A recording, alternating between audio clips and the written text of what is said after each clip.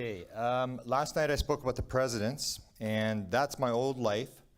I spent 37 years doing that. 3 years ago I had an experience that happened in Phoenix, Arizona, and I'd say before 2012, if you talked to me about consciousness, I probably couldn't have spelled the word, and I couldn't have cared less. I had no idea. I had what I call an instantaneous download happened in Phoenix, as I said, and my life completely switched. I have been dragged into a lot of stuff. I really didn't do anything by plan. When I had my first UFO sighting, the only reason I went out and saw this UFO was because this small town in Manitoba was having these UFO sightings almost every day, and I kept insisting to my friend, well, let's go see what they're doing. We went out and I saw the UFO and I sort of fell off the edge of the earth and got obsessed with it and went and did the investigations. And then I spent all these years trying to figure out what I had seen. I went to the Canadian government, went to Dr. Eric Walker, the former president of Penn State University, went to the president of the United States, and then I have this download experience. And it's like, whew, I used to say, you know, in big conferences like UFO Congress and places like that, I'd be very upset about the women's with the crystals and the selling room and stuff like that, and the consciousness stuff, and saying, you know, these people are making us look bad. Why do they allow these people in here? And then suddenly it's like, boom, I'm one of them. And I remember Jerry Pippin, the first interview I did on it, my good friend Jerry Pippin said, I can't believe you've done it. You used to be the nuts and bolts guy, you're the document guy, and now you've gone over to the woo-woo side. And I said, well, Jerry, let me tell you, it didn't happen by choice. I got teleported there. So this is basically going to tell the story of consciousness, and it's going to have a lot to do with neurology. So you're going to have to sort of follow this. And at the end, if we have time, this is a very long lecture, at the end, if we have time, I'm going to play a little game of Jeopardy on downloads. And this is very interesting. You think that most of the stuff that happens in the world, people figure out. Once you see these download stuff, you're going to realize that a lot of the stuff that's out there came from somewhere else. So let's begin. And as I said, I call it the neurology of ufology. So I'm going to talk a lot about neurology, about how the brain works. And in the modern world, in neurology and science, they'll basically say the brain is just a physical organism. It produces consciousness, and you have a brain, and that's all it is. And it's just consciousness is an emergent phenomena, or consciousness is an illusion. And if anybody says to you, you have one brain and it's just very simple and has consciousness, turn around and run as fast as you can. Because I'm going to show you have a number of brains, a number of different consciousnesses, and the more you look at it, it's like everything else in the universe, the more complex it gets. The main pattern that I have, that I've sort of learned from this, is got to do with chance and pattern. And I say if you understand the UFO situation, you're going to understand that it is the most important subject of all times. I mean, this is it. This is reality.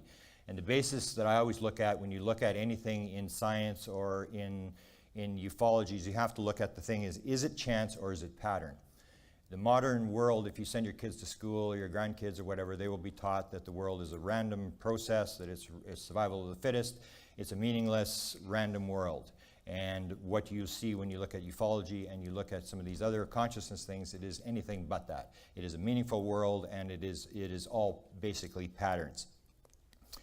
One of the things that I'm going to talk about, and you're going to see it until you're sick, I put on top of almost every slide right brain, left brain. I'm going to talk about right brain, left brain.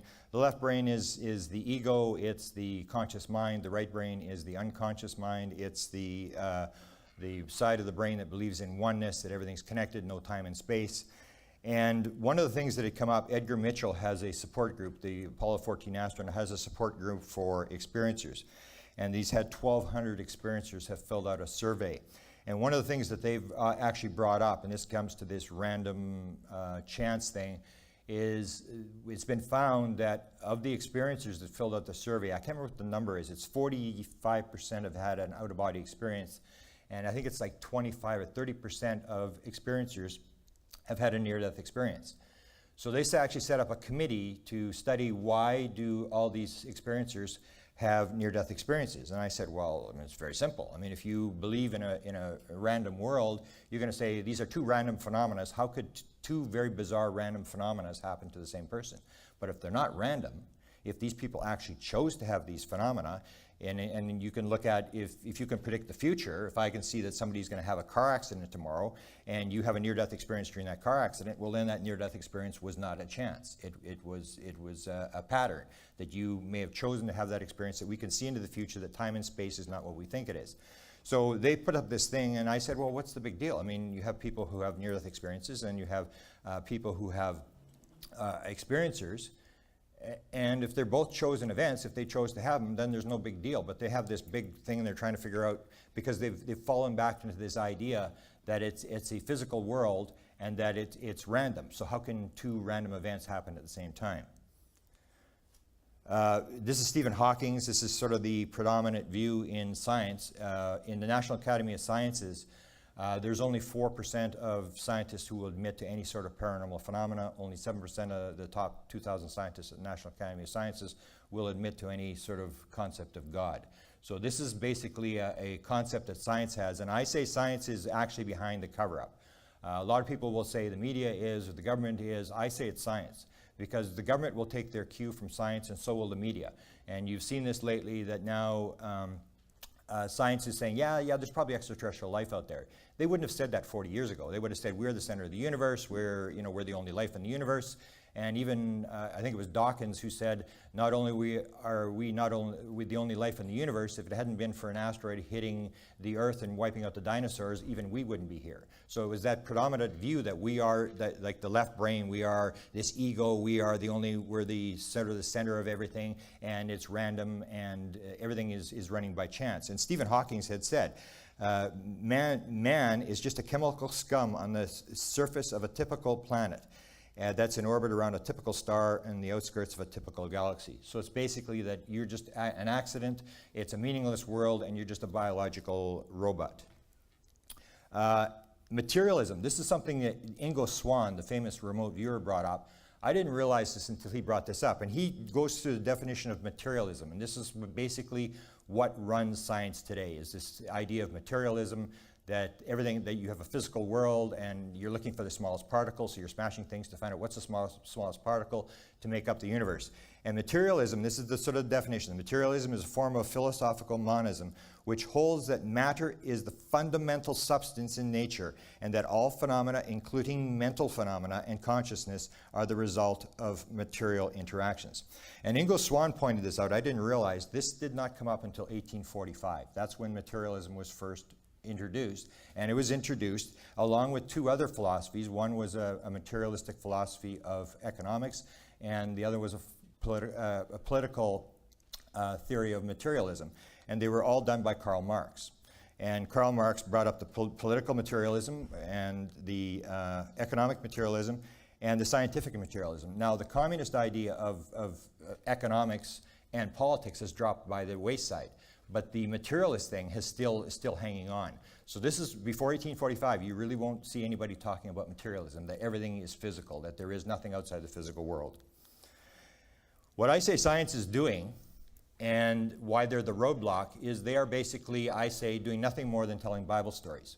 They have a bunch of theories that they will put up, and they will say something like, almost like the Moses story. Moses goes out, he's got a staff that's 6 feet high, he goes to the edge of the water, he hits the Red Sea, the sea parts, the children of Israel run through, and then the Egyptians are chasing them, and they get to the other side, and as the Egyptians are going through, he hits the rod, and the water closes, and the Egyptians are all wiped out.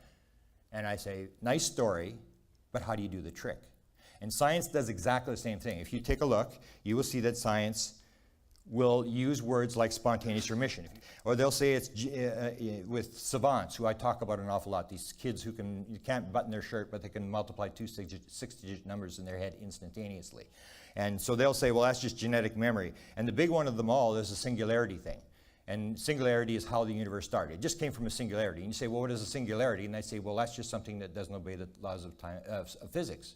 And I say, well, that's convenient. I mean, you can just make up stuff that doesn't obey the laws and just say, well, that's how it explains.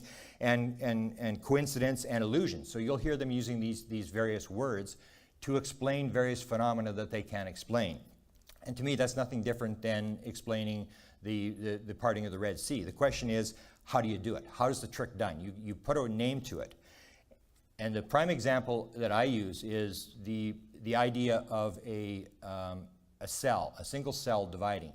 And they will just say, well, it's just like an automatic system. It just does that. And you say, well, what do you mean it just does that? A cell contains 100 trillion atoms. So when you have a fertilized cell that starts to divide, makes a second cell, what will happen is it will take 100 trillion atoms from somewhere, wherever it gets. It has to source the atoms, it has to find the atoms, it has to take the atoms, put them in the right place at the right time, and then put life into it, and it will do this in 15 to 24 hours. And they say, well, it's just an automatic system. Well, fine, explain how it works. How does it do this? We have no idea what is going on. But they'll just say, well, that's an automatic system, and just put a name on it, and then say, we don't have to explain that. And I've actually had people argue, and they say, we have to explain that. I said, yes, you do. You have to explain that. You can't just put names on stuff and let it go. One of the things that you'll see is this chicken-egg thing. What came first, the chicken or the egg? And they'll make the joke, oh, what came first, the chicken or the egg? Serious question. What came first, the chicken or the egg? These are type of things that really aren't explained. You just sort of assume things, and science is still saying that they're going to put the period on the end of the question. And the thing is, because they've developed so much technology, that science is highly regarded in the world because of the technology that's been developed, that people will listen to science. So if a scientist says there are no UFOs, everybody will say, well, he's a smart guy, he's a scientist, he must know what he's talking about. Same as DNA. The double helix, which was invented by Crick when he was on LSD. And he came up with the idea, and the question is, with DNA, what came first, the cell or the DNA? The DNA can't exist without the cell can't exist without the DNA. Although I will show you an experiment in a second that will show you how DNA is very important and where DNA actually may have came from. And DNA is very important in the UFO field because you can look at in life, you can look at say the chimpanzee, 98.7% DNA, the same as us, but we can't breed with them, but aliens can breed with us, which would tend to indicate the DNA is basically the same. And that's from on the other side of the galaxy. So the question is, where does DNA come from? And they'll just say, well, it just sort of, it's a chicken-egg thing. We really don't have to explain that. And I say you do. What I say is going on in the universe is its patterns. This is the Rupert Sheldrake type stuff. And you'll see things like, a simple thing like you break a magnet. You break a magnet in half. You don't get a broken magnet, you get two magnets. It follows a pattern. It will form two magnets, both with north and south poles. If you break it in half again, you'll have four magnets. It won't be a broken magnet. It seems to be following a pattern. Another one that you can use for this example is the idea of a flatworm. You can cut a flatworm into 10 segments, and you don't get 10 broken, like a broken flatworm. What you will do is you will get 10 brand new flatworms. They will grow 10 new flatworms, as if they're following a pattern. There's a pattern there in that structure that is following, and it can actually develop another one. This is a marine sponge. Gives us some insight. First, a sponge is cut into small pieces.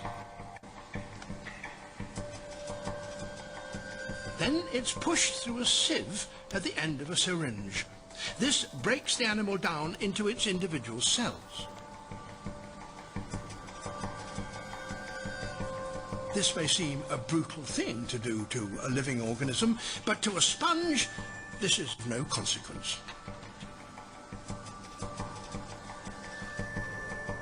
In response, it does something quite astonishing. The cells begin to move, and then they form clumps. Soon the clumps form bigger clumps, until 3 weeks later, a miniature sponge has formed. So what I say is basically we have to set the rules. And the rules are no smoking within 25 feet of the building, and nobody's allowed to use Spider-Man. Spider-Man does whatever a spider can. You can't use superheroes. And that's basically what science is doing, is science is using superheroes. The appropriate response is what Thomas Edison said. We don't understand 1/1,000,000th of 1% about anything. Everything's a mystery. And we basically are pretending we know what's going on. And most of the stuff that's going on, we really don't know what's going on. And it's like the idea that science is using is they have like superheroes. They'll talk about the spontaneous remission man, the placebo man, instinct man, genetic memory man, and they'll just throw these sort of superheroes to explain things that in ufology we're actually looking at. That we see aliens doing these kind of things, and they say, you can't do that, that's just, and they'll give you a superhero name to explain why this type of paranormal phenomena aren't happening. And what I will do today is I'll put all the paranormal phenomena together, and I'll just show you a pattern that shows that it's all the same stuff. It's basically a pattern that if you understand the pattern, you will get the thing going. Thomas Edison was the guy that basically spelled this out when we move out of the material world. He said, the day when science begins to explore beyond physical phenomena, more will be discovered in a decade than over centuries of science's existence. This is the DNA experiment. I'm going to show you a number of things. Quantum physics is big now in the UFO world because quantum physics has come to sort of defend a lot of the strange beliefs that we have. They're sort of backing up the fact that we aren't crazy people, that some of the stuff we're talking about may actually be true. Luc Montagnier actually ran an experiment. He was the guy that discovered the AIDS virus. In 1983, he won the Nobel Prize in 2008. And I can almost guarantee you, if he had announced this before he got his Nobel Prize, he never would have got the Nobel Prize. They would have taken the wheels off his little red wagon, and he never would have got it. He does an experiment. You got to remember, this is a Nobel Prize guy. I'm going to play a little tape, and then I'm going to explain what the significance of this is. And it's very significant to UFOs because DNA is a big part of the abduction experience. The controversy is the following. Dr. Luc Montagnier's experiments demonstrated that not only does bacteria emit extremely low-frequency electromagnetic radiation, but that radiation can organize base nucleotides, the so-called building blocks of DNA, contained in a completely separate vessel into organized DNA strings.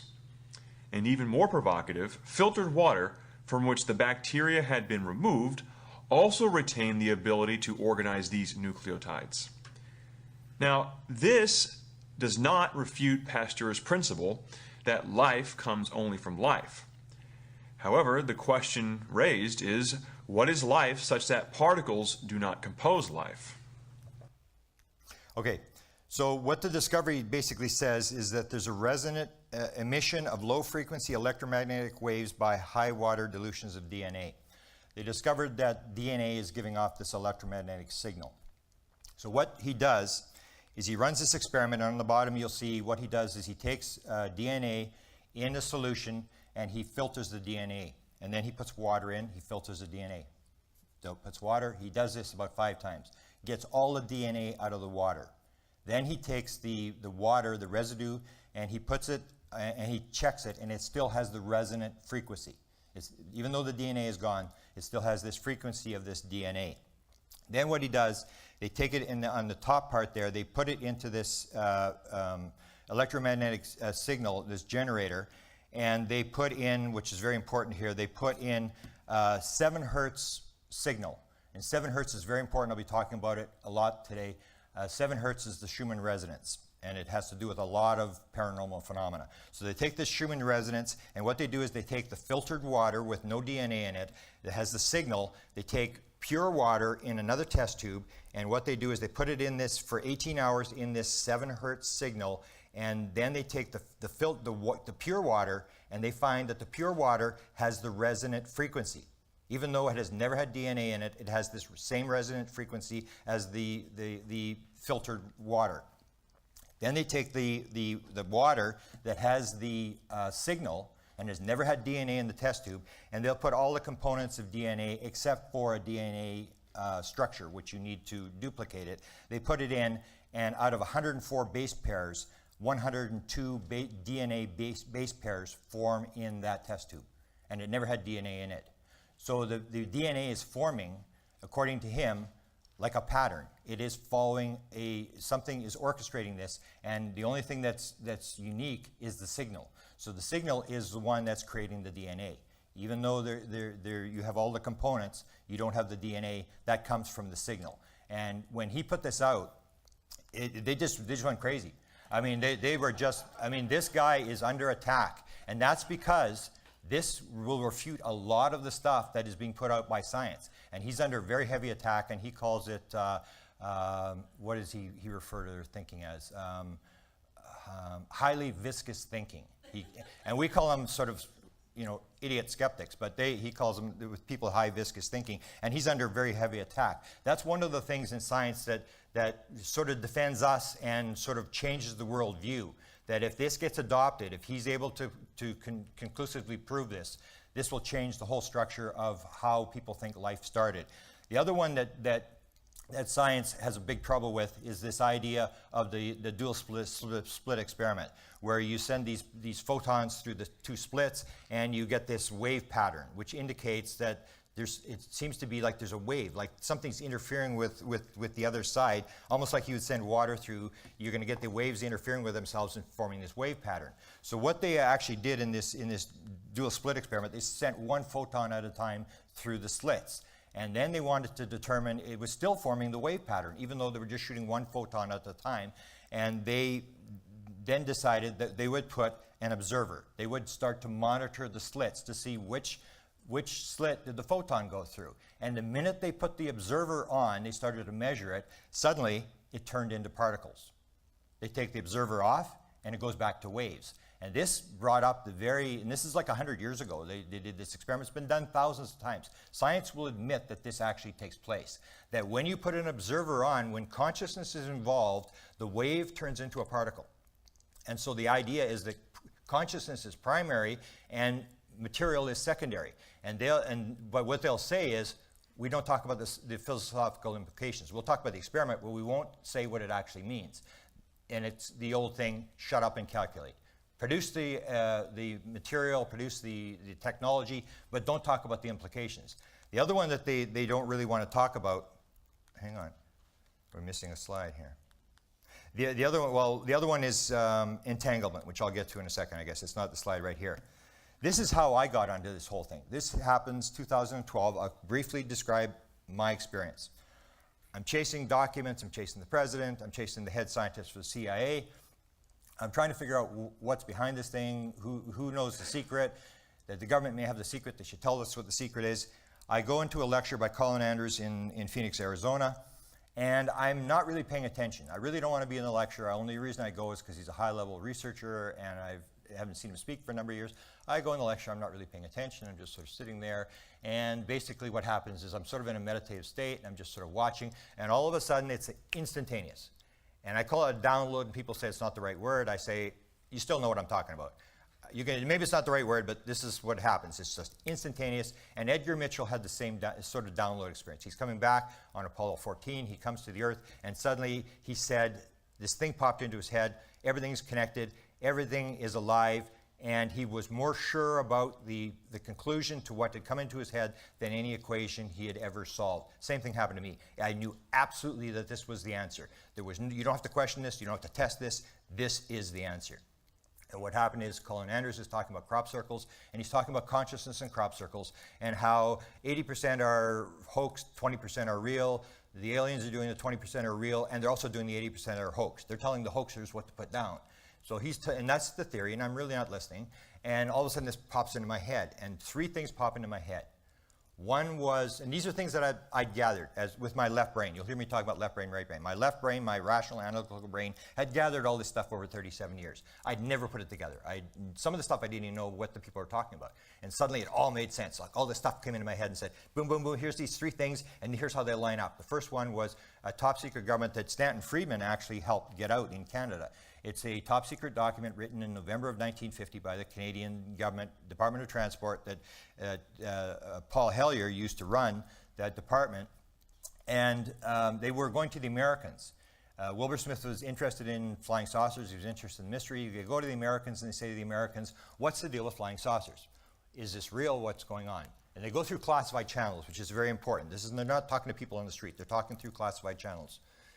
And the material comes back. Wilbur Smith puts it in the top secret memo, and the top secret memo says, we were told by American officials that flying saucers exist. It's the most highly classified subject in the United States. Small group headed by Dr. Vannevar Bush is running the program. They're trying to figure out what's going on, and it's of tremendous significance to the Americans. So for 35 years, I run around, I'm talking about this document, this fantastic document. Flying saucers are real, the Canadian government knew this, all this sort of stuff. And I knew what the next line was, but I never really saw it as significant. The next line of the document suddenly pops into my head. The next line of this document, and this is a top secret Canadian government document from American officials, material brought through classified channels by American officials, says, and we were also told by American officials that other things might be associated with the flying saucers, such as mental phenomena. And the Americans aren't doing very well because they've said to us, if the Canadians are working on the subject, we're willing to exchange credentials and talk to the Canadians. They're trying to figure out what's going on. This is significant. And I didn't realize this until I got this download. This is significant because in 1950, there is nobody talking to aliens. The first contactees, Adamski and Williamson, would not appear until a couple days after they detonated the hydrogen bomb. Suddenly they appeared. After we detonated the hydrogen bomb, suddenly they say, oh, we're talking to aliens. They say, stop the nuclear tests. So nobody was talking. Betty and Barney Hill would not be till the mid-1960s, till the book came out. In 1950, between 1947 and 1952, there was nobody. People were seeing flying saucers, stuff flying around, but nobody was saying, I'm talking to an alien. So how did the Americans know that mental phenomena was involved with the flying saucers? I now say it's because we now sort of contend, or we sort of have accepted, that at Roswell there was a live alien. So when you pick up a craft in Roswell, you're picking up the craft and you're picking up the alien, and the alien is talking in their heads, and they're going, oh, wow. It's like, wow. It's like, and so they knew. And that's how, through classified channels, the Canadians were told. They weren't told they had a live alien, but they were told that mental phenomena. That's the only way the Americans could know that mental phenomena was involved, because we know that aliens are telepathic. We didn't know that in 1950. So this pops into my head. The second thing that pops into my head was when we went to the Canadians, the material that came through that top secret memo had come through a guy by the name of Dr. Robert Sarbacher, and Stanton Friedman was actually interviewing Sarbacher, and he said to Sarbacher, what happened? Sarbacher said, I was at a series of briefings at Wright-Patterson Air Force Base, and a bunch of top scientists and engineers were brought in there, and Stanton was saying, well, who was there? And he said, Bush, von Braun, von Neumann. He's naming all these guys, and Stanton says, well, is there anybody that still might be alive? And because you're naming a bunch of dead guys. And this is 1983. And then Sarbacher said, well, there was this guy from Pennsylvania. He was real arrogant. He thought he knew everything and stuff like this. And it turns out we do the research, and we determined that this is probably Dr. Eric Walker. He's former president of Penn State University. He's got 14 honorary doctorate degrees. He was the guy that co-invented the homing torpedo. He had all sorts of inventions. He was very famous. He worked for Eisenhower. He was good friends with Milton Eisenhower, the president's brother. So we go to him and we basically say, you're at this set of these briefings, Wright-Patterson. He said, I was there, so what? Go study something else. You're wasting your time. You're up against the windmills. You're never going to get anything unless you got the mind of Einstein. I don't talk about this. I'm not going to talk about this. And for 8 years, people bugged him. And one guy in Great Britain, and this is the second thing that came to my head, one guy in Great Britain is talking to him about what Stanton's going to talk about tomorrow, MJ-12. And he says to him, he says, Dr. Walker, he said, are there still just 12 people on MJ-12? And are they all still Americans, or is this an international group? And Walker says, let me ask you a question. What do you know about ESP? And the guy goes, well, he just didn't have an answer. And so Walker said, look, let me tell you this. Unless you understand about ESP and how it works, you will not be taken in. And you're talking about the control group, the group that runs the whole thing. Unless you understand about ESP and how it works, you will not be taken in. Very few people understand it. And this is a 1992 interview. I had no idea what he was talking about because he talked in rhymes and riddle. He couldn't talk. It was classified. He couldn't talk about it. So he was talking in rhymes and riddle. And suddenly it came, oh, that's what he's talking about. It's the same thing the Canadians were talking about, the fact that mental phenomena is involved. And the third thing that popped into my head was a lecture that was given by Ben Rich at UCLA to the engineering alumni. And there's 3 researchers in the room. One is Jan Hartson, the now international director from MUFON. Jan Hartson, when he was 9 years old, had a close encounter with a UFO in his backyard. He and his brother, they were 30 feet away from this thing, and his whole life was obsessed with UFOs. He became an electrical engineer because he wanted to determine how flying saucers flew. He wanted to build a flying saucer. He was just fascinated. And so when Ben Rich gets up, the last slide he shows is this famous slide that he'd done a number of times where he says, and we now have technology to take ET home. Everybody in the audience laughs except for Jan Hartson, and the other 2 UFO researchers are going, well, do you hear what he said? Do you hear what he said? A bunch of people asked questions at the end of the lecture. Ben Rich is answering. He said, we've discovered the mistake in the equation. It's not going to take a lifetime to do, but it's going to take an act of God to get this thing out of Congress because it's so deep black. And you got to remember, Ben Rich ran all Lockheed Skunk Works, SR-71, U-2 spy plane, stealth fighter, all the drones that are flying around now. That's all Lockheed Skunk Works. So he ran the show. This is top guy from Black Budget. And he makes this statement. So he's leaving the room, and Jan Hartson figures, I've had this my whole life. I've got to find this out. He goes racing after Ben Rich. He's leaving the building. And Jan Hartson says to him, Ben, he said, I've been obsessed with this my whole life. I have to know, how do they get here? I'm interested in propulsion. How does the propulsion system work? How do they get here? And Ben Rich turns around. This is 1993, 2 years after Dr. Eric Walker. He said, let me ask you a question. What do you know about ESP? And Jan goes, I didn't expect a question. And he goes, it means everything in time and space is connected. And Ben said, that's how it works. Gets in his car and drives away. So this is what popped in my head. I go, that's it. It's this ESP thing. It's this consciousness. It's, and I just became excited, and it was like I was sure this was for real. And that's what got me down this second rat hole, where I just went down this consciousness rat hole and started to go. So here's the model that I sort of interpret. In 1799, before we discovered radio waves, and X-rays and gamma rays and all this kind of stuff, we basically believed that what you saw in the physical spectrum was what there was. There was nothing else outside the physical spectrum. And if someone said, well, there's radio waves and there's this sort of stuff, you'd say, give your head a shake. I mean, there's nothing. You can't measure it, you can't weigh it, you can't do whatever. This is all there is. And so that was the model that we had. So if we take a look at consciousness, we would basically assume the same thing, that you have consciousness, you have the physical consciousness, and then you have all sorts of people reporting remote viewing, and they're reporting psychics and telepathy and all this sort of stuff, and you'd say, well, it's like 1799. There's got to be something outside the physical spectrum or outside the consciousness spectrum that will explain this. We just haven't measured it. We just haven't discovered it yet. And they'll say, no, that's not the way it works. It's just consciousness. There is nothing else. William James, well, we'll skip that. This is where they say, no, there's nothing. It's just consciousness, and it's like a light bulb. When you have a light bulb, the light bulb produces the consciousness, and then when the light bulb goes out, the consciousness goes away, and that's it. It just disappears. So what the model that I have developed, and I think that most people in the paranormal world sort of understand this model, is that you have consciousness. And with the dual slit experiment, it shows that consciousness is primary, that when you put an observer on, it turns to a particle. So consciousness is primary, so all you have is a field of consciousness. Everything is consciousness. And that the conscious mind is just this little tiny thing that is on top. So you have the consciousness, our consciousness on top of this universal consciousness. And have we got Huxley here? So you have, and it splits down into left brain, right brain. The consciousness that we have in the world, and you need the consciousness, you need the consciousness, is your left brain. It's conscious mind. It's able to do 40 bits. It's able to do 4 items. In your conscious mind, you can do 4 items, unrelated items. Once you get to 5 or 6, the mind starts becoming confused. You can't remember the things. Your unconscious mind, on the other half, can do 40 million bits. It can do piles of things all at the same time. It runs your blood pressure, it runs your heart, it runs all this sort of stuff. It's doing all this stuff, and you really have to think about it. So it's much more powerful. And one's working as a serial, one's working as a parallel processor. And so this is the basic model that you have to sort of adopt. This idea that you have a field of consciousness, which would be the unconscious mind is connected into this field of consciousness, and you have the conscious mind, and you have almost like the Atman, the small mind is equal to Brahman. The small mind is equal to the big mind. That you put them all together and it equals the big mind. Michael Gazzaniga, this is important. I'm going to do some neurology, some talk about neurology. And one of the main guys that I quote is Michael Gazzaniga. In 1981, the split brain research, which is very important to this whole thing, won the Nobel Prize.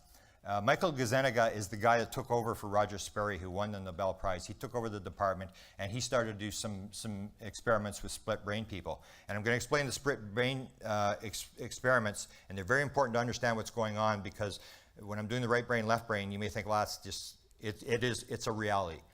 And what happened was, in the 1940s, they realized that people with epilepsy, between your 2 brains, you have 2 brains, 2 minds, and they actually will fight with each other when you cut them. And what happened is they realized with epileptic patients that when you cut the corpus callosum, which is 300 million axonal fibers between the two brains that send the signals back and forth between the two minds, when you cut that, you can stop the epilepsy. You can stop the signal from going back and forth. But once they did that, they realized that there was two minds, there was two brains, and these things would actually fight. That when the two hands would be fighting to open a car door. The one would light up a cigarette, and the other hand would take it and throw it out, and then they'd light up a cigarette, and the other one. And they would have these fights. The two minds actually had different personalities. And they suddenly realized, and this is important, that the left brain is your rational, analytical side. The scientific brain can talk. The right brain cannot talk. So in order to deal with the right brain, when Gazzaniga developed these systems, in order to talk to the right brain, you have to get the left hand to act. Because your right brain runs the left side of your body, the left brain runs the right side of your body. So when they're asking questions of the right brain, they say, with your left hand, take out of the bag what you saw. Point to what you saw. The right brain cannot talk. So these are important things you have to sort of remember. So Gazzaniga actually takes over the department, and he starts doing these experiments. And he says the two minds, and this is critical. Science will say there's just one mind. It's just a phenomena produced by the brain. It's nothing really serious. It's an illusion. You have no free will, all this kind of stuff. And he said the two minds are aggregators of still other mental systems, dozens, if not thousands of them. So what you have in your two minds on both sides of your two brains is you have all these like visual systems and audio systems and balance systems and all these things. And they're like separate consciousnesses. And they're doing all this kind of stuff. And then you get the Spider-Man thing. Who puts it all together? Who makes the image? Who puts it all together that makes you believe that it's just one mind? All these different things are being put together automatically without you thinking about it. And when you start to look at the brain, it is way more complex than anybody ever thought. It's got all these different systems. And this is the top guy. This is the top guy in split brain research who said there are thousands of systems on each side of the brain that are working independently, and something is putting them all together to make you see a unified vision. This is the present view. The idea that the mind is just like light coming off a light bulb. And it comes down to this thing where the guy says, you know, I think you should be more specific here in step 2. And it's like you have this mathematical equation, and then a miracle happens, and then you have a mathematical equation. And it's this Spider-Man thing where you just sort of stick in a superhero to sort of explain, well, the mind puts it together. And it's like, well, explain that. And they say, we don't have to explain it. Yes, you do. You have to explain how this is happening. And I'm going to give a model that starts to explain this. Already in the 1950s, we have the model that is still accepted by a majority of people, that the brain is all there is, and that everything that happens is inside the brain. Almost like if you have a TV, you have these things going on inside the TV, and there is actually a football game going on in the TV. And when the TV goes black, then the football game goes away. Well, no, we know that with TVs and radios and stuff. It's not happening inside the TV. But in modern neurology, they still believe that everything is happening inside the brain. But Pribram, and this is important, Pribram in the 1950s actually did the experiment that showed that the memory is not in the brain. And what he did is he took all these rats, and he taught them to go through a maze, and then he would take each rat and he would cut out a different part of the brain from each of the rats. And he basically cut out every part of the brain of the rat. And each rat was still able to run the maze. And so he determined memory is not in the brain. If it had been in the brain, we would have been able to stop the rat at one point from running the maze. So he was confused. He said, memory's not in the brain. It's not there. What happens in 1964 is they discovered the hologram. And the hologram was downloaded by a guy sitting on a park bench. Sitting on a park bench, and all of a sudden, the idea of the hologram pops into his head. And so when Pribram saw the hologram, he realized that the brain, he knew the memory was not in the brain, and he knew that Fourier transform mathematics was being used by the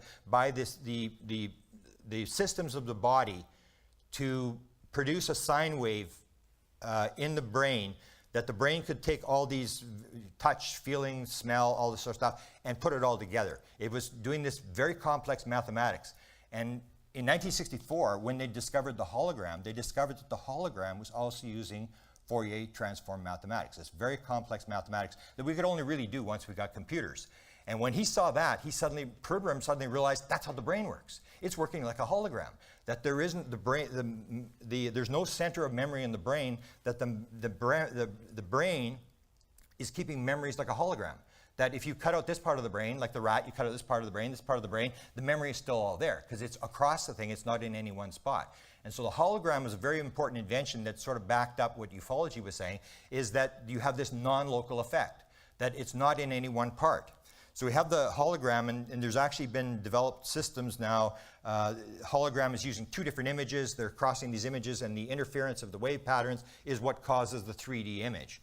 So you have that, but it's also now been proposed that two sides of your brains are doing the same thing, that they're creating this sort of interference pattern, and that's why you're seeing things in 3 dimensions. That's how you can store memories holographically and all this kind of stuff. So the brain is working like a hologram, and the hologram is very important. If you take a hologram and you split the hologram, and you split it, cut it in half, if you take like a plastic hologram, and you look at it, you still have the image. And this is very important about the hologram, is that you can keep doing this. You can cut it, and still the image is there. You've got 4 images instead of 2, and then 8 images, and then it just keeps going. And the more you cut the hologram, every time you cut the hologram, it becomes fuzzier, but the image is still there.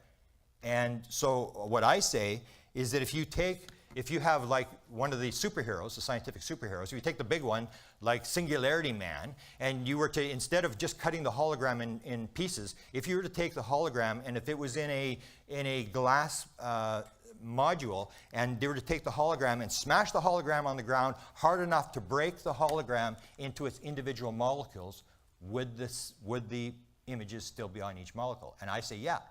When does it stop? When do you keep cutting the hologram when suddenly it doesn't produce the image? So if you break it down to its essential components, and this is one of the main things, is that you have like a cell. How does a cell reproduce a body? A cell will produce a body that has 100 trillion cells, and it will have all the memory for how to put the cells, where the cells are to go, what kind of cells are to be put in there, a system for replacing 500,000 cells that die in your body every day. It has all this stuff, and it's all contained in this one little cell that starts the whole thing. All that memory is there. And it's almost like the hologram, that all the memory is contained inside that cell. And that's one of the ideas that you'll see in ufology, is that everything in the universe is contained in every particle. This Atman equals Brahman, the small mind is equal to the big mind. Every atom has the knowledge of the universe to reproduce the universe. And so this is why the hologram thing is so important. Now here's the split brain research I'm going to go through, and then we're going to start going through the model, the model of all the paranormal phenomena and how this fits into this. Again, you have to remember the right brain runs the left side of the body and vice versa. And here's the 2 models. Now this was not developed by me, this is developed by neurology. You have on the left side, you have a brain that believes in separateness, it believes in ego. We are separate, we're separate particles, and that's where you have evil, that's where you have war. We're separate, and I'm always the good guy. I'm always going to be the good guy. And you're in my way, you're a bad guy, I got to cut your branch off the tree, or I got to drop a bomb on you, get rid of you. And that's this idea of self. The other side, the right brain, believes in egoless. It believes in oneness, it believes everything's connected, it's subjective. Your left brain is your rational, analytical. And one of the interesting things was one of the neurologists, Ramachandran, did an experiment. He had one of these split brain people who had the corpus callosum, and he would ask the one brain, he would ask the left brain, is there a God? And the guy would say no, because he's talking to the brain, and that's the talking brain, the left brain, and the guy would say no, there's no God. And then he would say quickly to the right brain, is there a God? Point with your left hand, and the left brain would say yes. So in the same person, you had this brain where the left brain is the scientific, analytical, more believing in randomness, and the right brain believing in oneness and God and this sort of stuff. That they actually showed this in experiments with split brain people, that there is actually a separation within each individual. Okay, now I usually talk about this woman, and I always say you got to watch her TED Talk. This is the second most popular TED Talk of all times, and she gets a standing ovation, which you almost never see at a TED Talk. This is a woman who will help you understand right brain, left brain. This woman is an expert witness, and she's giving testimony. She's not a neurologist who's doing an experiment and then interpreting what this person says. This is a woman who was a top recruiter for the Harvard Brain Bank. She's a neuroanatomist. She works with brains her whole life. When she's 37 years old, she has a left brain hemorrhage. And what happens is her left brain is being flooded with blood, and it starts to shut down. And she's going to describe better than I can this whole idea. I'm going to play 3 minutes of her TED Talk. And she's going to talk about what's happening is her left brain is going offline, and then she's in her right brain. Then her left brain comes back online, and then she's going back and forth between the two sides of the brain. And she explains, and you got to remember, this is expert witness testimony. This woman knows brains, and she's telling about what happened to her, not what she interprets from somebody else. So here's her 3 minutes of her explaining left brain and right brain. And I'm standing in my bathroom. I heard a little voice saying, okay, you muscles, you got to contract, and you muscles, you relax. And then I lost my balance, and I'm propped up against the wall. And I looked down at my arm, and I realized that I can no longer define the boundaries of my body. I can't define where I begin and where I end, because the atoms and the molecules of my arm blended with the atoms and molecules of the wall. And all I could detect was this energy. And I'm asking myself, what is wrong with me? What is going on? And in that moment, my brain chatter, my left hemisphere brain chatter, went totally silent. Just like someone took a remote control and pushed the mute button. Total silence. And at first I was shocked to find myself inside of a silent mind. But then I was immediately captivated by the magnificence of the energy around me. And because I could no longer identify the boundaries of my body, I felt enormous and expansive. I felt at one with all the energy that was, and it was beautiful there. And then all of a sudden, my left hemisphere comes back online, and it says to me, hey, we got a problem, we got to get some help. And I'm going, oh, I got a problem. So it's like, okay, I got a problem. But then I immediately drifted right back out into the consciousness, and I affectionately refer to this space as La La Land. But it was beautiful there. Imagine what it would be like to be totally disconnected from your brain chatter that connects you to the external world. So here I am in this space, and my job and any stress related to my job, it was gone. And I felt lighter in my body. And imagine all of the relationships in the external world and any stressors related to any of those, they were gone. And I felt this sense of peacefulness. And imagine what it would feel like to lose 37 years of emotional baggage. Oh, I felt euphoria. It was beautiful there. And then again, my left hemisphere comes online, and it says, hey, you've got to pay attention. We've got to get help. And I'm thinking, I got to get help. I got to focus. So I get out of the shower, and I'm mechanically dressed, and I'm walking around my apartment, and I'm thinking, I got to get to work. Can I drive? And in that moment, my right arm went totally paralyzed by my side. Then I realized, oh my gosh, I'm having a stroke. And then the next thing my brain says to me is, wow, this is so cool. How many brain scientists have the opportunity to study their own brain from the inside out? And then it crosses my mind, but I'm a very busy woman. I don't have time for a stroke. It's like, okay, I can't stop the stroke from happening, so I'll do this for a week or two, and then I'll get back to my routine. So she's talking about this left brain, which is the rational analytical side of the brain that you need to exist in the world. If you don't have your left brain, your conscious mind, what happened to her when it shut down for 5 weeks, she sat there and she was in nirvana, and she just sat there and drooled, and her mother took care of her. So that's what happens if you don't have it. And then, so you have this oneness. She's talking about this oneness, how you move out into this oneness, and you need this rational analytical mind. So that, she sort of describes it. She's an expert witness. So this is what she's talking about. The left brain is separateness. It's ego. It believes me. I'm in the center of the universe. And the other side is this oneness and this interconnectedness where she can't tell where her body ends and space begins. The other one I'm going to talk about later, which is very important to this field, is Dr. Diana Powell, who worked with John Mack. She was also at Harvard, and she does the telepathy stuff with the autistic students. I'm going to show you this later on. It's very, very important stuff because aliens are telepathic. And she has this model for telepathy with nonverbal autistic stuff, and I'm going to show you a video which just blow you away. It's just amazing with this totally telepathic child.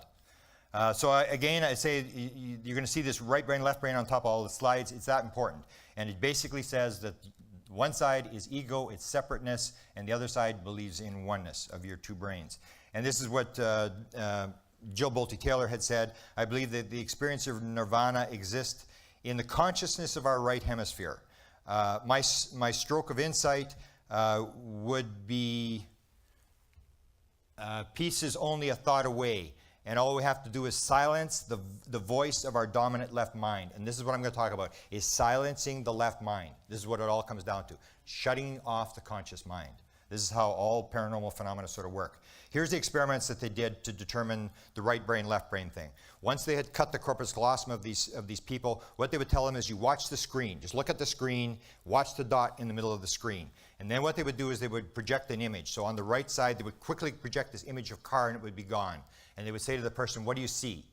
It's coming in the right eye, so it's going to the left brain. The left brain can talk, so the person will say, I saw a car. They say, okay, fine, good. Then they go and they show it to the other side. So they say, what did you see? And the guy says, because now you're still talking to the left brain, he says, I didn't see anything. Because it came in the left eye and went to the right brain. And the right brain can't talk. So the right brain knows what it saw, but it can't say anything. And all you're doing is talking to the left brain, and the left brain says, well, I didn't see anything. What the heck? Oh, we've got a guy there. Get rid of it. So this is the idea, is they were able to communicate with both sides of the brain. So what they would do is they would show two images at the same time. And they would say to the person, what did you see? So of course the person is going to say, I saw a hammer. He didn't see the apple. Then what they would do, and this is important, this is what Gizenega developed this system. He would start asking questions. So he would say to the person to the left, to the right brain, he would say, take your left hand and take out of the bag what you saw. So the left hand will reach into the bag and it'll pull an apple out. And then they say to the guy, why did you pull an apple out of the bag? And you're talking now to the left brain. The left brain didn't see anything because the right brain saw it and it can't talk. And then what happens is the left brain makes up a story. And this is when they developed this theory of the storyteller and the interpreter, or the pathological liar. I call it the pathological liar. And what it is, it's in the left hemisphere. And what it is something that when something becomes inconsistent, when the hand picks out an apple and the left brain, the rational analytical brain, doesn't know why his hand picked out the apple, he'll just make up some BS. And it did it, Gizenega said, every single time it would do this. It would instantly make up a story. And what it was is that I think we've got the slide here.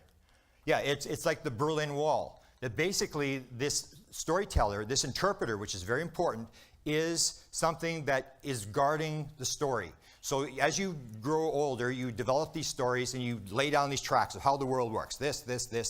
And eventually you've got it this thick. And that's why aliens abduct young children.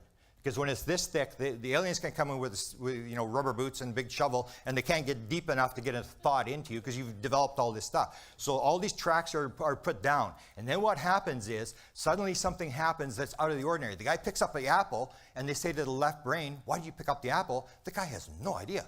And the storyteller makes up a story. And this is what happens in ufology. You have UFO sightings, and so somebody says, okay, you have a UFO sighting, and if the person has built this world, of material world where everything's physical, there are no UFOs. There is no, Michigan sightings where they said it was swamp gas or UFO crash at Roswell. And what the left brain storyteller will do is make up a story. So when you say, okay, last night I was in bed and I was levitated up and I went through the wall, the left brain storyteller, suddenly there's a hole in the wall. The story is no longer consistent, and the left brain storyteller, the rational analytical thing, has to make up a story to put the story back together again. So because it believes in a physical world, that everything's physical and none of this, it'll make up a story. So it says, oh, there was alien bodies at Roswell, and it'll say, oh, that was crash test dummies in 1953. And then I haven't got time to do the experiments, but they actually did experiments to show that once the story is laid down, once the storyteller makes a story, you can't change the story. It will defend that story. It will defend the mogul balloon, the swamp gas, all that kind of stuff. And that's where skepticism comes from. It comes from a left brain that believes in this physical world, that everything's physical and nothing's out of the ordinary, and suddenly you come along and blow a big hole in the wall, and it has to fill the hole. And that left brain storyteller fills that hole. So the story becomes consistent. So you need that. But Gizenega said it happened every single time, and almost every single time it was wrong. It was just making up stuff. And this exists, so you have actually three consciousnesses. You have the right brain consciousness, left brain consciousness, and then in the left brain you have this independent consciousness that is making up stories. Now when it comes to this is my model that I sort of developed. When I started looking at all this stuff, I suddenly determined that everything is right brain. When you start looking at UFO abductees, remote viewing, hypnosis, psychic phenomena, meditation, psychedelic drugs, religious experience, autistic savants or savants, aliens, channeling, energy healing, which I really started to get into this energy healing thing. It's all right brain. You look at it and it's all right brain. It's all basically the same thing. It's shutting down the left brain. You shut down the left brain, that's how you do meditation. That's how you do remote viewing. So I'm going to go through some of these different models and I'm going to show you how this fits in, how these things explain it. Aldous Huxley was the guy that defined the theory that I sort of adopt. Aldous Huxley said in his Doors of Perception in 1954, each person is at each moment capable of remembering all that has happened to him and perceiving everything that is happening everywhere in the universe. The function of the brain and the nervous system is to protect us from being overwhelmed and confused by this mass of largely useless and irrelevant knowledge. By shutting out most of it, we would otherwise perceive or remember at any moment, leaving only the amount that you need to exist. So what you have the consciousness field and you have our conscious mind, and what it is a filter. It's a filter, it's a reducer that takes all the consciousness that you don't need. You don't need to know about all the stuff that's happening in the universe. All you need to know is how to get up in the morning, how to brush your teeth, how to go to work. That's all you need, and it cuts this thing down. And so when you come to paranormal phenomena, basically what you get is you get a situation where that filter is ripped. You're able to rip the filter, shut the reducer, or open the reducer. It's almost like a computer and the internet. It's almost an analogy, almost like we were given, and you see my download stuff, you'll see the computer may have been given to us. That you have a computer, you have an internet, and if you can rip the filter, you get the password. And if it's like me, I had the password for like 1 second in Phoenix. I got the password, I was on there, it downloaded this thing, and some people, like savants, some savants are on 24 hours. I mean, their left brain is completely shut down, and I mean, they're able to like download stuff. And Rain Man, if you've seen the movie Rain Man, 12,000 books. He could tell you the books backwards and forwards, every line in every book backwards and forwards. They have this unbelievable ability to download stuff out of this conscious field. Dreamcatchers, the book Dreamcatchers used the word SSDD, which is basically what it comes down to. Same shit, different day. It's all the same stuff. It's basically, it's the same process. Shut this left side down, and you end up with a paranormal phenomenon. So here's the list, and I actually did a manuscript on all these things, and it was very common. And it basically, again, comes down to this thing. Jan Hartson says to Ben Rich, he says, Ben, how does it work? Ben says, what do you know about ESP? Hartson says, everything in time and space is connected. That's how it works. Oneness, right side, it's all connected. If you understand it's all one, that's how it works. Aliens. This comes down to this 1950 thing. They knew aliens were telepathic. Telepathic stuff is absolutely right brain. There's nothing conscious about telepathy. If you understand telepathy, you can, if you're telepathic, purely telepathic like aliens are, you understand oneness.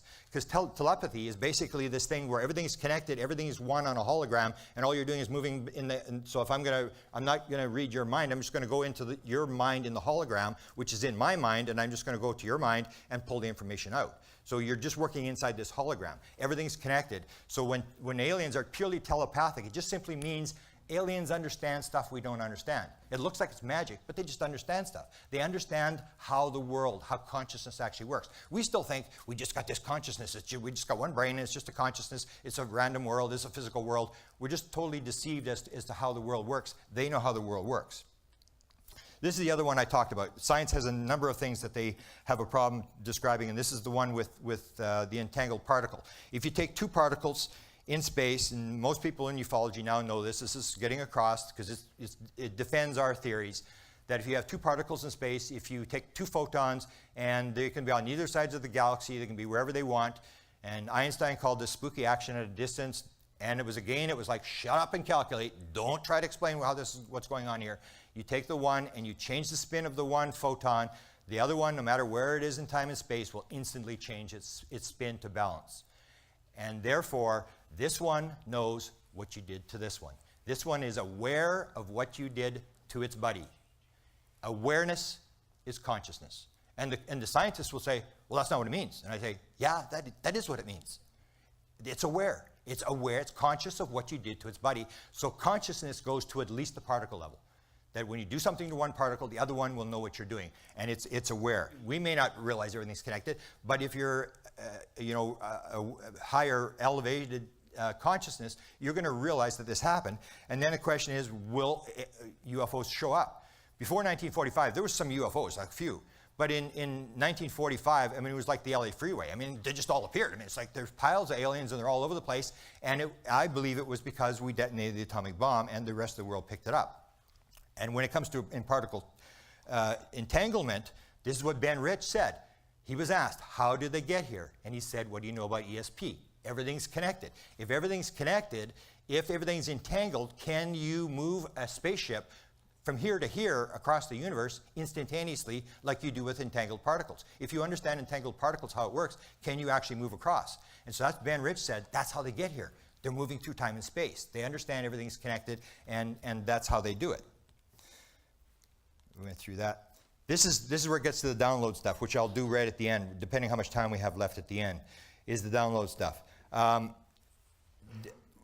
Edgar Mitchell has a support group for experiencers. There's 1,200 experiencers filled out a survey.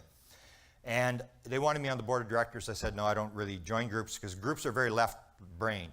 It's sort of like eventually it comes down to who's stupid, who's right, who's wrong, and I'm going to run the thing, and it's like these egos are all fighting and stuff like that. And I said, I'll help you. I'll do whatever you want. I'll associate with your people.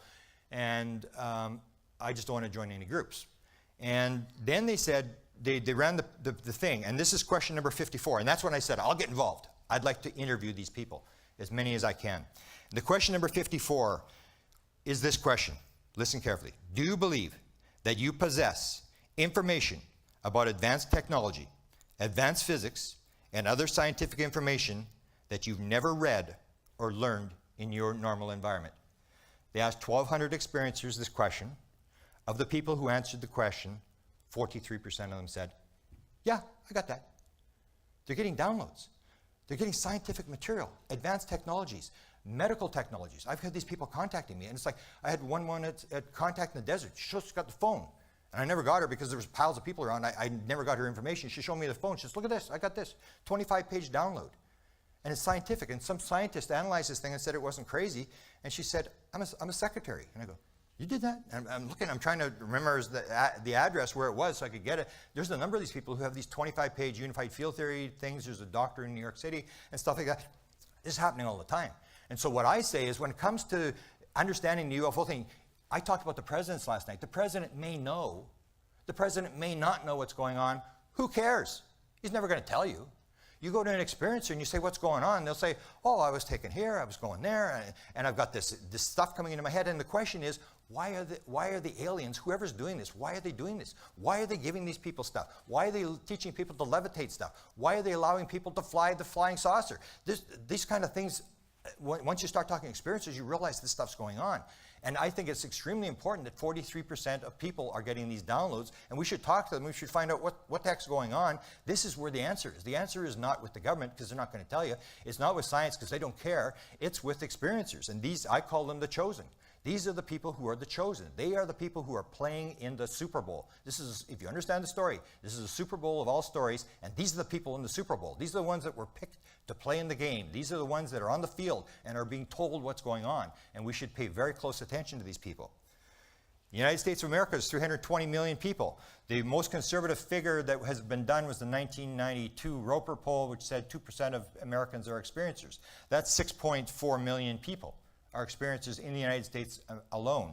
If 43% of them are getting downloads, that's 2.7 million people walking around America with mathematical and scientific material appearing in their heads that they didn't learn in school. It's coming from somewhere else. I think that's important to be analyzing these people and figuring out what the heck's going on. One of the ones I always refer when I talk about some of the more dramatic downloads, this is Suzanne Chancellor, who runs a website called Random Alien Brain Droppings. She actually there's an interview with her and the other guy. I put these two people together. Both of them had the same experience. She's 9 years old, she's on a ship, and she's interacting with a tall gray alien, and at one point they're talking about cancer. He says cancer is something you have. It's something, the cure to cancer is something you use every day. And she says at that moment this giant 3D holographic image of a formula appears out of the wall. It just appears. And she said it's so three-dimensional and so big that she said you could actually, like, you could walk around this thing. And this thing appeared out of nowhere. So she tells this story, and then you have this guy by the name of Brett Oldham. He was in Las Vegas. I think he's in Kentucky now. He wrote a book called Children of the Greys. He's no friend of the Greys. He tells a story about being forced to watch as the Greys take his child from his girlfriend. He's forced to watch them do it. And the same thing, you know, if I could have, I broke their neck. You know, he hated the Greys. And at one point, he's in the ship, and he says to the tall Grey, he says to him, "Let me ask you a question. What's your concept of God?" And he said, the alien said, "We are one with the one who is all." And Brett went, wow. He was just floored by what the guy said. We are one with the one who is all, the oneness concept, which is the main alien message. We are one with the one who is all. And he said when that happened, he was just floored. And he said at that moment, suddenly this image, 3D holographic image, started to appear, a mathematical formula. Same as Suzanne Chancellor, same story, started to appear out of the wall. And he's looking at this thing, and the alien says, "You have a disease on your planet called cancer." And Brett says, "Yes, we do." And he said, "This is the cure." And Brett says, "Really?" And then he thought, "Oh, all that trauma they put me through, it's all been worth it." And he said, "Oh, can I get something to write it down?" And the alien says, "No, you have to remember it." He said, "Oh, I can't remember it. I'm not good in math. I can't remember it. You got to give me something to write it down." He said, "No, you got to remember it." "No, give me something to write it down." And he said it got so confrontational, they actually allowed him out of the room. He was fighting with them. He wanted to write it down, and they said no, and they actually escorted him out of the room. So you get these kind of things that when you start talking to experiencers, you get these things where people are basically telling the same story. And I saw them, on this interview, they describe the alien, and they're talking the same alien. He's got the cloak on, he's a tall gray, all this sort of stuff, and it's very, very dramatic that these people are walking around with this kind of material. This is Grant Morrison. He is considered the second top guy for comic books in the world. All the new X-Men movies that are out, that's his stuff. New Batman, that's his stuff. The Invisibles, that's his stuff. And basically, he is also getting downloads. And I guess if I got the video here? Yeah, here it is. Okay, here's the video of him describing 1994, Kathmandu, his alien abduction experience, and the download that he gets. And he asks the alien, "Why are you doing this?" What they told me was they took me out of my body. I wasn't in my body anymore. This doesn't normally happen with hash. This happens on DMT, or it happens on ketamine or something, right? I'm on hash, a tiny little bit, size of a lentil, and I start tripping, and I'm out of my body. And these fuckers are there, and they said, "Where do you want to go?" The first thing I said was Alpha Centauri, which is the first thing you would say, of course. And they took me to Alpha Centauri, and it's fucking real. It's there. There's 3 suns. The whole thing was moving exactly as we're told it's supposed to move astronomically. And I'm there, and I said to them, "Look, what the hell's going on here?" As you might. And they said, "We've come to tell you this stuff so that you can put it in your work and explain it to the world." Right? Why do they always say that to everyone? Why do they always tell everyone to go out and tell the world what's going on, and everyone tells us the same shit? So you got to remember, this guy's the second top guy for comic books in the world. A lot of kids read comic books, so they have influenced this, and you'll see this a number of times. High-level people who are very influential are getting these things and being told, "Put it in your work. We want to download stuff," almost like subliminal advertising. This woman just contacted me from Canada, from Victoria, and she's directly interacting with aliens, and she's got 3 spirit guides, and one of the spirit guides says, you got to contact Grant Cameron, he's at the right place in the right time, and this letter comes out of nowhere, I've been told to contact you, and she's got a bandage, she's got a number of medical stuff. This one's actually got a patent, she's got a working patent. I have been given medical information for the purpose of curing the human population of all disease. Bold statement, I know, but if you knew what I knew, this is what you would be saying as well. Currently, I am in the process of patenting a living biomedical bandage made of human components that will flip the medical world upside down, according to some of the world specialists who have reviewed it. The bandage repairs skin rapidly, leaving no scars. And it can be put on a wound in a battlefield. You don't have to clean the wound. So she's claiming this download, and I have talked to her on the phone, and I've heard this thing, and I've seen, I know what the patent, I know who reviewed the patent, and the scientists and stuff like that. And it does seem to have some legitimacy. Like, she seriously believes that this is being given to her, and she has some other medical inventions. I have 2 other medical inventions, so I'll just quickly mention, and you can't mention these people's names, because it's the scientific thing. It's like the idea that if you mention it, your career's over. I have a guy, he's a medical guy, he told me his UFO experiences. His daughter, I know his daughter, she's a trained medical person, and he got a download to handle viruses. A system that would capture the virus, and then the virus would die inside the system. And he said clearly, absolutely clear, came from the aliens, no ifs, ands, or buts about this. And there was actually an article printed, it's being tested in the United States at a university, and there was an article written at a newspaper about his research, and he put it on Facebook, and I said to him, someday we'll be able to tell the whole story. And he said, yeah, someday we'll be able to tell the whole story. I have a NASA engineer who had an invention that was actually put on the space shuttle, and he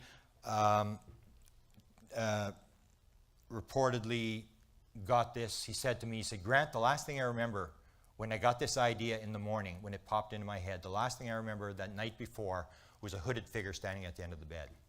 He sold the company for $100 million. I know what the invention is. It's a very dramatic invention.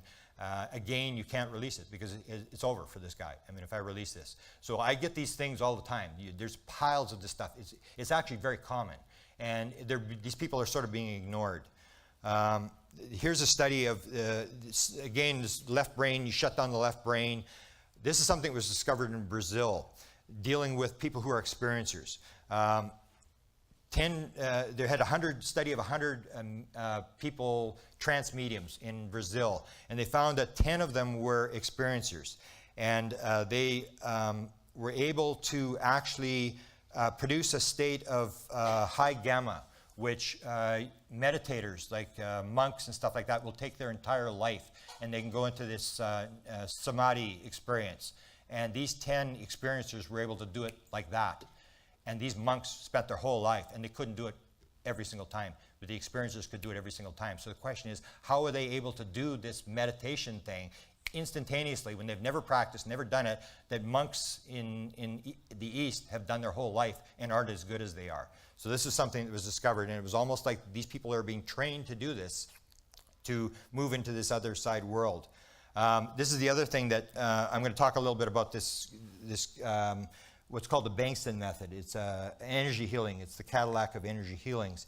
And in there, this system is taught to a guy by the name of William Bankston, who's a sociologist. And he learns it from a guy by the name of Bennett Merrick, who's a psychic, almost like this woman in Victoria who has this near-death experience, having a child, and suddenly she has all this, she's talking to the aliens, and she's getting all this download stuff. And this Bennett Merrick suddenly gets psychic. He's 100%. He's 100% on all the stuff he's able to do. So Bankston is following him, and he tells the story of his sister. William Bankston's sister is opening a can with a knife, and she slices her finger wide open. And Merrick is sitting there, and he says, "Give me your hand." And he puts his hand over her finger like this. And she says, Quit squeezing my finger. It hurts, it hurts, it hurts. And she said it was tremendous heat, and it hurt. And he said, "I'm not even touching." And they looked, and his hand wasn't even touching. And he said within 20 minutes, there was, later, the wound had healed, no cut, no scar, no scab. And all he did it was by touch, by an energy field, by touch. So you'll see on the ship, the question is, how do they put in implants without leaving any scars? This is a possible explanation of how they do it. You'll see them put a hand on somebody's head, and the pain goes away.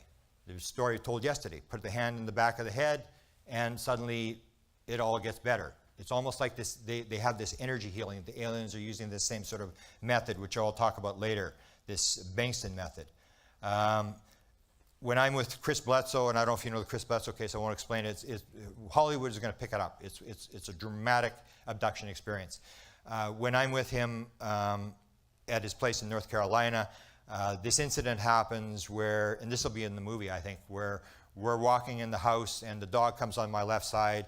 The aliens keep letting the dogs out of the house. That's what I think happened. They kept letting, and we're going to Florida, and whatever. You left the door open, Chris. I mean, who cares, you know? And I go to Florida, and I come back, and I'm not really impressed with these dogs kept coming in the house. The front door kept going wide open, and the dogs would come in. So when we come back, as we're going in the house, Nellie, who's the black lab, comes on my left side, and you can see the blood all over my pants. Suddenly, the blood shooting out the dog's neck, and Chris is going, what the heck? And it's up the walls, and there's blood all over the place and stuff like that. And we put the dog down, and he's holding it, and I'm taking pictures, and I'm photographing all this. Now it's like, this is real. I mean, the dogs, that was garbage, letting the dogs in. This is real stuff, man. I'm photographing what's going on here. And after about 2-3 minutes, he lifts up the rag. The rag is completely filled with blood. We thought the dog was going to die. I mean, we wouldn't get it to the vet. It was bleeding that bad. And the dog gets up and walks away. And 2 days later, it's almost like the thing with the Bankston healing thing is that 2 days later, they looked. Here's the dog with the blood. They went to look. They could not find a wound on the dog's neck. And yet it was like it hit an artery. It was just like the blood was just shooting all over the place. So it's almost the same sort of thing, that you can close a wound and leave nothing. This is something, yesterday we had the first one. Sid told me about one on the right, but until Sid told me one, it appeared that all alien implants are on the left side of the body. And that would be significant. If it's true, it may not be true, but that's what Roger Lear said. All the implant things he had taken out. That's significant because the left side of the body is run by the right brain. The right brain is the unconscious, non-local brain. It's not the conscious brain. And that's where this right brain, left brain thing may be actually important. That if the aliens are dealing with people, they're dealing with the subconscious mind. The same as, and I had one yesterday, a person talked to me about hearing a voice in his ear. And I said, which ear? Left ear. Right brain. A lot of psychics hear in their left ear. So they're talking to the right brain. They're talking to the unconscious mind. Again, this is this thing. Here's synchronicity. I'll skip synchronicity. It's the same sort of thing. This is remote viewing. If you see remote viewing with the right brain, left brain thing, this is how remote viewing works. They already knew that this is right brain, left brain, back in the 1970s when the CIA was doing the experiments. And the way it works is if you have a target, they will just give you a number. They will not give you any hint of what the target is. And what they're trying to do is they're trying to stop the analytical overlay. They're trying to stop the left brain from getting involved. Because if you give a target and you say the target is 1, 3, 4, 5, 6, 7, tell me what it is. What you're doing is you're forcing the right brain, the non-local one connected to the internet, to the conscious internet, to do the psychic stuff. Figure out what it is. And all they say is, tell me what you feel, tell me what you see, tell me what you smell, and don't guess what it is. Because if you try to guess what it is, that's the chatter. That's the left brain analytical mind. Because if you allow it in, if you say this is a target from Egypt, the left brain, the little storyteller, is going to say, I know what it is. It's the king's chamber. It's the king's chamber. And it's over. I mean, once the left brain gets involved and starts guessing what it is, it's over. So this is an experiment that was done by Russell Targ. And what they did is they actually made a pile of money on the stock market. They were raising money and they were running this thing. And the left brain is the rational analytical brain. And it's numbers, it's words, it's all this kind of stuff. And they realized that psychics cannot see, if you're going to read the stock market, or if you're going to read numbers on a Powerball ticket or something like that, the psychic mind can't do it. Because the psychic mind sees images. It doesn't see words and numbers. So when they started to make money, and they were doing this to raise money and to prove this, they were playing the silver market. They were playing the silver futures market in 1982. Russell Targ, who helped run the CIA remote viewing thing that got it all going. So what they did is they realized that the left brain can't see up, down, even, silver's going up and down, whatever. So what they do is they do what's called associated remote viewing. They take each of the targets, whether it's up, even, down, and they associate with an image. So they'd say, one is a pancake, one's a balloon, one's this. And so they just tell the remote viewer, they say, on Friday, we're going to show you an object.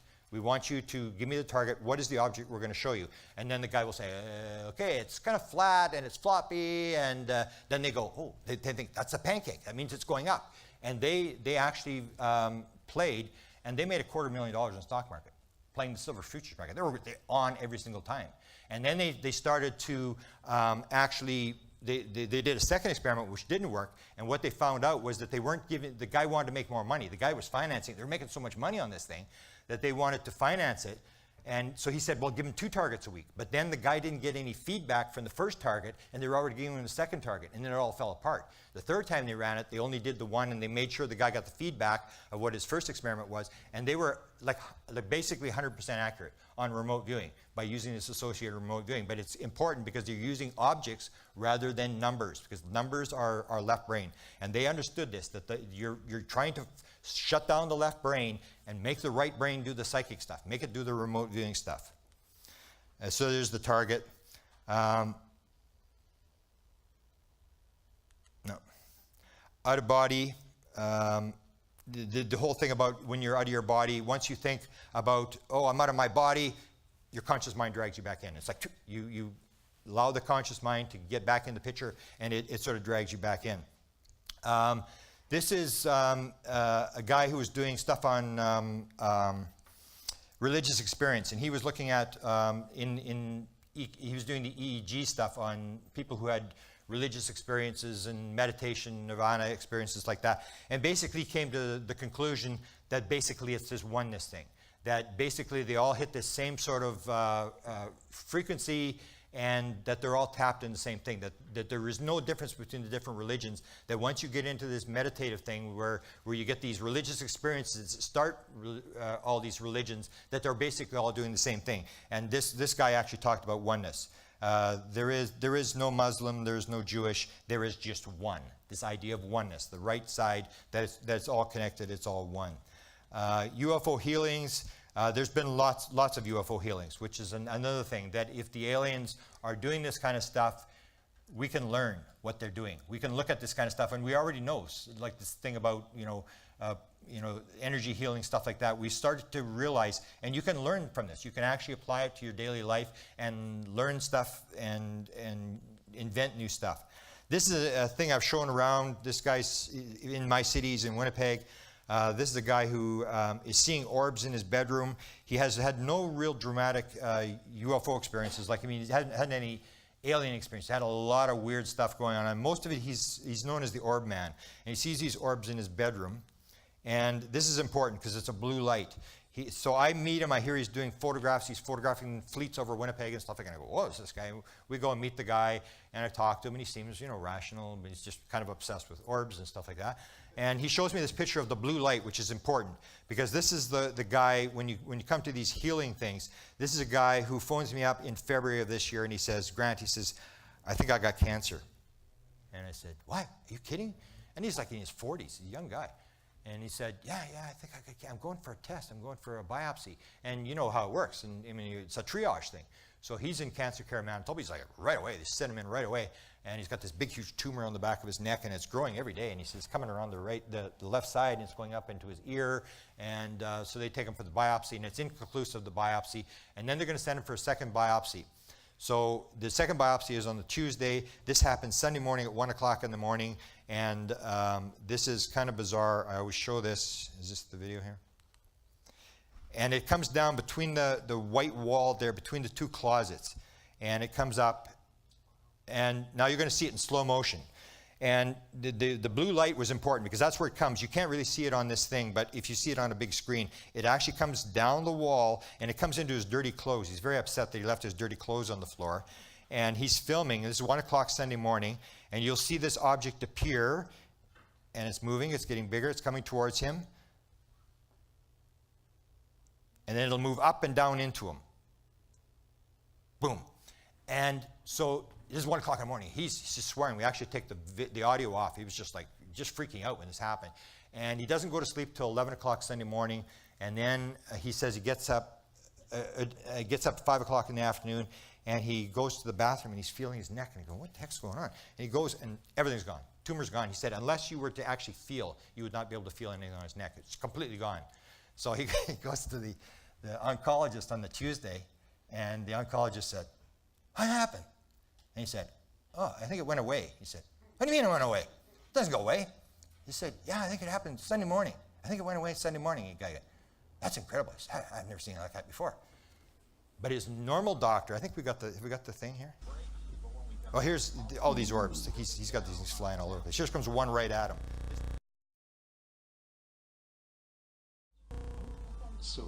Yeah. So I'm just trying to find the picture. I know there's the one that happened a couple days ago, a close-up. We framed it. But what happens is he has this cut in his head, and this is what I believe aliens are doing, is they're leading you with breadcrumbs. They're not really telling you anything. They just want you to figure it out for yourself. So what happens is he has this cut in the top of his forehead, and it's like a Y cut in the top of his head. And as I said, he has no alien experience. He doesn't remember aliens or anything like that. He just wakes up, and he has this cut in the top of his head, and he says to me, he said, why would they do this to me? Because he woke up in the middle of the night, his hands are all wet, and he goes to the bathroom, and he's got blood all over his hands. And he goes, what the heck's going on? And he's looking, and he goes back and looks at the bed, and there's no blood on the sheets, even though his hair is all full of blood, and on the pillow. And then he goes back and he washes it out, and he takes a picture, which I should have put on the video. He has this picture on top of his head with this Y cut in the crown of his head, a real deep cut. It was so deep he should have gone for stitches. And he's going like, what the heck's going on here? And he said, why would they do this? I said, oh, I think they're just giving you a signal. And he said, what do you mean a signal? And he's all upset. What do you mean a signal? And I said, oh, I don't know, maybe they're trying to get a hold of you. They're trying to talk to you, and you're not listening. So they said, well, let's do something that he can't deny. He can't say he cut on the bedpost. He can't, cut himself shaving or bumped it on the bedpost. It's something that's going to say, think about this, something's going on. And now he's like sort of the head guy for orbs. He's got these really bizarre experiences happening, and we're sort of showing his stuff. Which leads me to cancer. I seem to be getting all this cancer stuff. This is the Bankston thing, which when I heard an interview that Bankston and one of the healers from Chicago had done on a show called Skeptical, which is run by Alex Takaris. And Alex is a friend of mine, and I was on his show, and he does consciousness. He does just basic consciousness. He has UFO people on there. He has atheists on there. He has people working on near-death studies, and he has 300 interviews and all these different interviews. He has Bankston on there. And when I see Bankston, and he has the healer on, and he has a heart palpitation problem. And so he brings the healer on, and he says, okay, I'm just going to tell you. He said, we're going to do this interview, and I'm going to take your little program, and I'm going to take the 4 weeks, and we're going to do it, and everybody's going to know. If it works, it works. Everybody's going to know. If it doesn't work, everybody's going to know. So she said, okay, fine. So he goes, and he broadcasts the show 8 weeks later, and it's gone. He's, palpitations are gone, and he's gone through the whole thing, and when his specialist said, you're not going to do this, go to the hospital, and stuff like this. And so at the same time, I was diagnosed with a heart murmur, which was pretty bizarre, and I had 3 doctors as specialists and stuff like that. So I contacted Alex, and I said, Alex, does this really work? And he said, yeah, it worked. And I said, I was interested because I had the problem, because when you go to the States, you're not going to get insurance. You can't get insurance to go to the States. So I had nothing to lose. So I asked Alex, I said, did you do the rapid image cycling? And this is what it came down to. When I heard it was doing rapid image cycling, I said, I know what's going on. I know what they're doing. And I'll explain what rapid image cycling is in a sec. I said, did you do the rapid image cycling? He said, no. He said, I was just the mouse in the cage. And Bankston, the guy that had developed this, had done cancer studies in the 70s, 80s, and like 100%. Mice, 100%. And these were tumors, mammary tumors that they'd put in these mice that would live between 14 and 27 days. No one had lived past 27 days. No chemotherapy, radiation. They never cured a single rat. And his were all like completely cured. So when he said this, I phoned up the woman and I said, have you ever done a heart murmur? She said, yeah, they'd done a few. And I said, okay. So I tried it. Boom. I go back go for the echo thing, and it's clean. And I go, wow. It's like a UFO thing. Wow. I mean, like, this thing actually works. So I start working on this, and it's the same sort of thing. It's this energy thing, and this is the Cadillac of all energy healings. This is the one that claims 95% effective against Alzheimer's. This is the one that claims 100% against cancer, unless you've had chemotherapy or radiation. And the reason I believe that is because radiation and chemotherapy are left brain healings. They're survival of the fittest. It's me versus you, ego, separation, that sort of thing. If you've had chemotherapy or radiation, it doesn't work. And it doesn't work 100% on diabetes and Parkinson's and stuff like that. But on cancer, the more dramatic the cancer is, the better it works. So I started looking at this thing, and then what rapid image cycling is, and I even argued with the healer, and I said, no, this is, and she said, no, that's not what it is. And I eventually found out Bankston agrees with me that is what it is. And what it was you get the healer out of the way. That you've got this healing energy, and what you got to do is you got to shut the left brain down. So here's how rapid image cycling works. You take 20 ego images, images that appeal to you. I need a new car, and you imagine the new car, what color it is, and a house, and I want this house, and it looks like this. And these, it has to be selfish images, left brain images that will appeal to the ego. You put all these images, and then what you do is you rapid image cycle. You practice, and it takes months. I'm still practicing, and I can do like 8 images a second or something like that. Bankston can do 200 a second. And what you're doing is you're flipping these images. And what you're doing, and I say, you're just taking the ego, and you're saying, go for coffee, watch this. And the ego goes, oh, cool, cool, cool. And Bankston says, you're getting the healer out of the way. The healer gets out of the way, and the energy is allowed to come in. Whereas if you're sitting there, heal, heal, heal, heal, you're using your conscious mind. You're using the left brain to try to heal somebody. When, if you can get the left brain out of the way, shut it down, the same as you do, whether it's through psychedelics, meditation, whatever, you get this paranormal phenomena. You're able to transfer this bizarre, non-local phenomena in. You're allowed to bring the energy in by getting the healer out of the way. So Bankston does this whole thing with the healing. And it fits into the model of this right brain, left brain, that there's this energy that, and everything is possible. I'm going to get to the stuff here at the end. Oh, this is another significant thing. That Bankston doesn't, it's almost like ufology. Bankston doesn't get much credit for what he does. Alex says to him, I bet you I know what happened. You won the Nobel Prize, everything's under control, whatever. And Bankston says, absolutely not. It's like ufology, like totally ignored. Nobody watches it, nobody does anything. And this guy's now the president of the Society for Scientific Exploration, which is the organization that has all the paranormal stuff. They will actually, scientists will actually look at paranormal phenomena. There's UFO people there. There's high-level scientists who are looking at this kind of stuff, where you can actually go in there and not be ostracized. He shows this, and this is very significant when it comes to the physical worldview. The physical worldview says you and I are separate. We're individuals. You're not connected to me in any way. The Bankston thing, and he shows this. They have EEGs, the brain scans of the people. And what they do is, here you'll see a scan where they've got 3 different healers, 3 different people being treated. And what happens is they determine that you go along, and then at one point, both the brains are in sync. And they hit a resonance of 7.81. Like that, and it goes for 3 seconds. And they believe that's when the healing takes place. And this is very significant in the physical worldview, because if my brain can phase lock with your brain, then they're connected. And science doesn't want to hear that. They want, it's like individual, it's just your consciousness, it's just light coming off a light bulb, mine's just light, nothing, there's no connection, we're separate individuals. It's the left brain model. But he's actually shown with actual evidence that the brains actually do sync lock. And then you start looking at other things that where other things will sync lock. And basically it comes down to that first experiment I showed with the DNA, that the frequency that they use with the DNA, with the test tubes, is the same frequency that these brains are locking in. And it's the Schumann resonance. It's the resonance of the electromagnetic field between the ionosphere and the Earth. It's 7.81.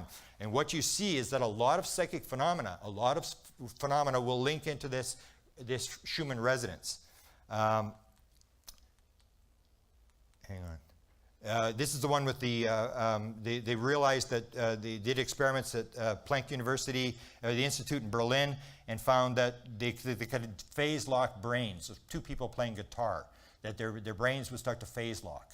And so you have this idea of this connected, this oneness thing, that our brains can actually link together and phase lock, which goes against their theory. This is Dr. Kit Green. He is rumored to be the guy who does he was from 73, whatever it was, 70 after Lundahl till 83 when Pandolfi took over. He ran the Weird Desk at the CIA. It's got all the UFO stuff, all the psychic phenomena stuff. He's the control officer for the CIA for the remote viewing experiments that took place at Stanford Research Institute in the 1970s, when all the remote viewing started. He was the officer. He's actually going to do an experiment, and I'm not sure whether this experiment is actually taking place, where he's going to do exactly the same experiment. He's going to put a person who's telepathic into an MRI, then he's going to put a target into an MRI, and then he's going to get the person to send a signal, to send a telepathic message, and the other person is going to pick it up, and they're going to see if the brains phase lock, whether they link into this sort of thing. So science is gradually coming into this thing where you're getting people who are taking the sort of the step. And the guy he was going to do it with was this guy, Gao, or however you pronounce his name. And he was the Chinese guy with the Chinese Academy of Sciences who was going to do the experiment with him. And he actually had an enlightenment experience. He has a theory on atomic structure, and he said he got it in the early morning of October the 12th, 1993. I suddenly had an enlightenment. At that moment, I felt my entire body permeated the whole universe, and I was united with it. So him and the CIA guy are going to do this experiments whether you can phase lock two brains with telepathic signals. Edgar Mitchell, of course, has his oneness experience. He has this experience where he realizes that all the world is one and that everything's alive. And he said he was dramatically affected by this, started the Noetic Institute because of it, and has spent his whole life doing this. This is the thing about the frequency. This Schumann resonance thing is very significant, where a lot of psychic phenomena, you will see this frequency show up. This is Ingo Swann. I think this was the one. They call it the gateway. Schumann resonance is the gateway to the unconscious.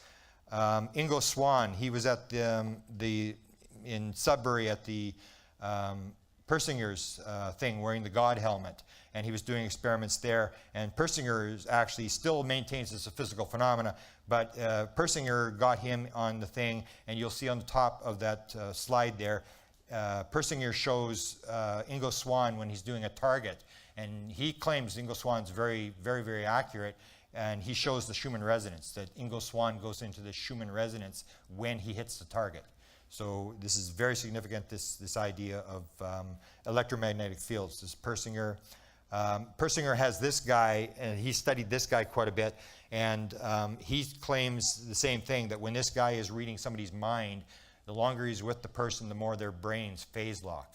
That he's actually just, and what Persinger's idea is that all this stuff is in the electromagnetic field, the Schumann resonance, and that our brains are able to tap into this stuff, but it's still just a physical thing. We just tap into this thing. We pull this stuff not out of the universe of consciousness, but out of the Schumann resonance that goes around the world. The part of the story he leaves out is that any remote viewer that's any good will tell you it's just as easy to remote view the future as it is the past. So you have this problem of time and space, that it probably is not a physical phenomenon. It's something other than just tapping into an electromagnetic field that's around the Earth. But Persinger is actually in some degree of trouble. I mean, he's had some static. People are sort of writing him off as a crazy guy, and he still maintains, it's just a physical phenomenon and stuff like that. But he's getting to the edge. He's sort of walking on that fine line to where we're talking and where the scientists are talking. This gets into this download thing where we've started to learn how to do this kind of stuff. And the example I show is the one with Edison, who had 2,300 patents. And what Thomas Edison would do, he would use the idea of the hypnagogic state. When you're awake, and then just before you go to sleep, you go through this hypnagogic state. And what he was doing is he was employing this to get into this, break the filter, get into the unconscious, sort of the unconscious mind, or whatever you want to call it, the matrix, or whatever you want to call it. And what he would do is he always claimed he never slept at night. He would sleep an hour or two, but he wouldn't sleep. He'd go into his lab, and he'd sit in a chair, and he'd take two steel balls, and he'd put them on, and he'd put his arms on the chair with these two steel balls, and he would just sit there, and then he would meditate. He would just sit there, and of course he would go to sleep. He would just sort of go to sleep, and as soon as he would go to sleep, his hand would relax, the two steel balls would fall out of his hand, and he had a steel bowl on the floor, and the balls would hit this thing, and it would wake him up, and he'd quickly write down what was in his mind. because he was going through this state. And he had 3,000 notebooks full of all this stuff that he'd written down in his mind. And he was using this, and apparently a number of other artists and people were using the same process. One was using a key, where they would sit there, and as soon as they go to sleep, they'd drop the key, and then they would wake up, and they would get art creations through this it's the same ideas. Break the filter, get over to the other side, find out the password. And this is, so we start to understand that you can actually do this. If you know the techniques, you can actually start to do this kind of stuff. This is Fadiman. This is the guy that ended up, Edgar Mitchell ran the Noetics Institute, and Fadiman became the director at one point. And Fadiman talks about psychedelics, and people sometimes get a little upset about psychedelics. Psychedelics, we know, kills the ego. When you have high psychedelics with psilocybin, LSD, and in 1966 they were still doing experiments in universities with psychedelics, and one was going on at Menlo Park. And it comes down to this idea about the, in California, all this stuff was going on. All the money for computers was on the East Coast at MIT, and all the stuff was, the Silicon Valley, all the computer stuff was invented on the West Coast, where they had the psychedelics.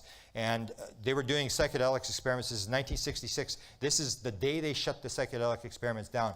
Fadiman tells this story. What they've got is they've got 48 scientists, engineers, and architects. In order to get into the study, the only one requirement you have is you have a problem that you've worked on for 3 months, and you cannot solve the problem. You've worked on it, you cannot solve nothing. You get into the program. What they do is they gave these 48 scientists, engineers, and architects 100 micrograms of LSD. They put the eye patches on, play Beethoven's Sixth Symphony, whatever, lay them in a room, and Fadiman said, within minutes, 44 of 48 had got the solution to their problem. And what it was, psychedelics shuts that, it kills the ego. It just shuts that left brain down, and it sort of throws you.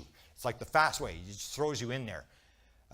This is the savants, which I think are very important. They don't get much attention. This is the guy that did pi to 22,514 places. He's what's known as synesthesiac. He sees numbers as colors, as tastes, as smells, and this sort of stuff. And he describes his different numbers. He sees numbers as different shapes, different colors, and stuff like that. And when he did the pi to 22,000 places, he wasn't calculating in his head. He was just simply reading this chart. He sees numbers and colors, and he's just reading the color and the number. And as he goes along, he's reciting this. And he's very important because most savants, very good savants, can't speak. The left brain is sort of shut down. They're very, socially inept and stuff like that. This guy is sort of normal, and he can describe what's going on in his head. And this is the important thing. When he gets numbers, most of these savants who have this left brain damage can do these unbelievable calculations. They can remember songs. They can do all this kind of stuff. He describes what happens in his mind when they give him two numbers. So they give him 53, multiply it by 131. What he sees is 53. He sees that image in his head. That's what 53 looks like to him. So he sees 53, and he sees 131 on the other side. And what he says, and this is important, scientists won't tell you this, what he says, what he does, he doesn't do any calculating. He just sits and waits for the image to appear between the two images. And the image will appear. And it will fill in the space between. It will be the same shape. It'll fill in the two spaces in between, and he knows what that number is. So he says 6943, and that's the answer. But he didn't calculate it. He just waited for that number to come up, pop in his head. So it's a download. He's not calculating anything. The same as these savant kids who are able to do calendar calculations. I'm going to show you a video of these calendar calculations. These kids who are rocking back and forth and totally out to lunch doing these calculations. They're not calculating anything. They're downloading this stuff. It's coming. They're pulling it out of somewhere. Here's the colors. He sees, this is the same thing. He's seeing the colors with it. So he's reading the numbers. We've already know that you can actually shut, this happens at University of, it's in Australia, where they actually can shut the left brain down. They magnetically stimulate the left side of the brain, the conscious analytical side, and what they say is draw a cat. So the person's drawing the cat, ooh, and it's a lousy looking cat, whatever, and they're stimulating the brain. All of a sudden the cat's getting better. Draw it again, and and next thing you know, they're drawing like an artist, and they can draw a cat, and they've never drawn a cat before, and then they turn off the stimulation, and you can't draw a cat anymore. So they can show that when you shut down that left brain, you can actually produce savant-type abilities in people.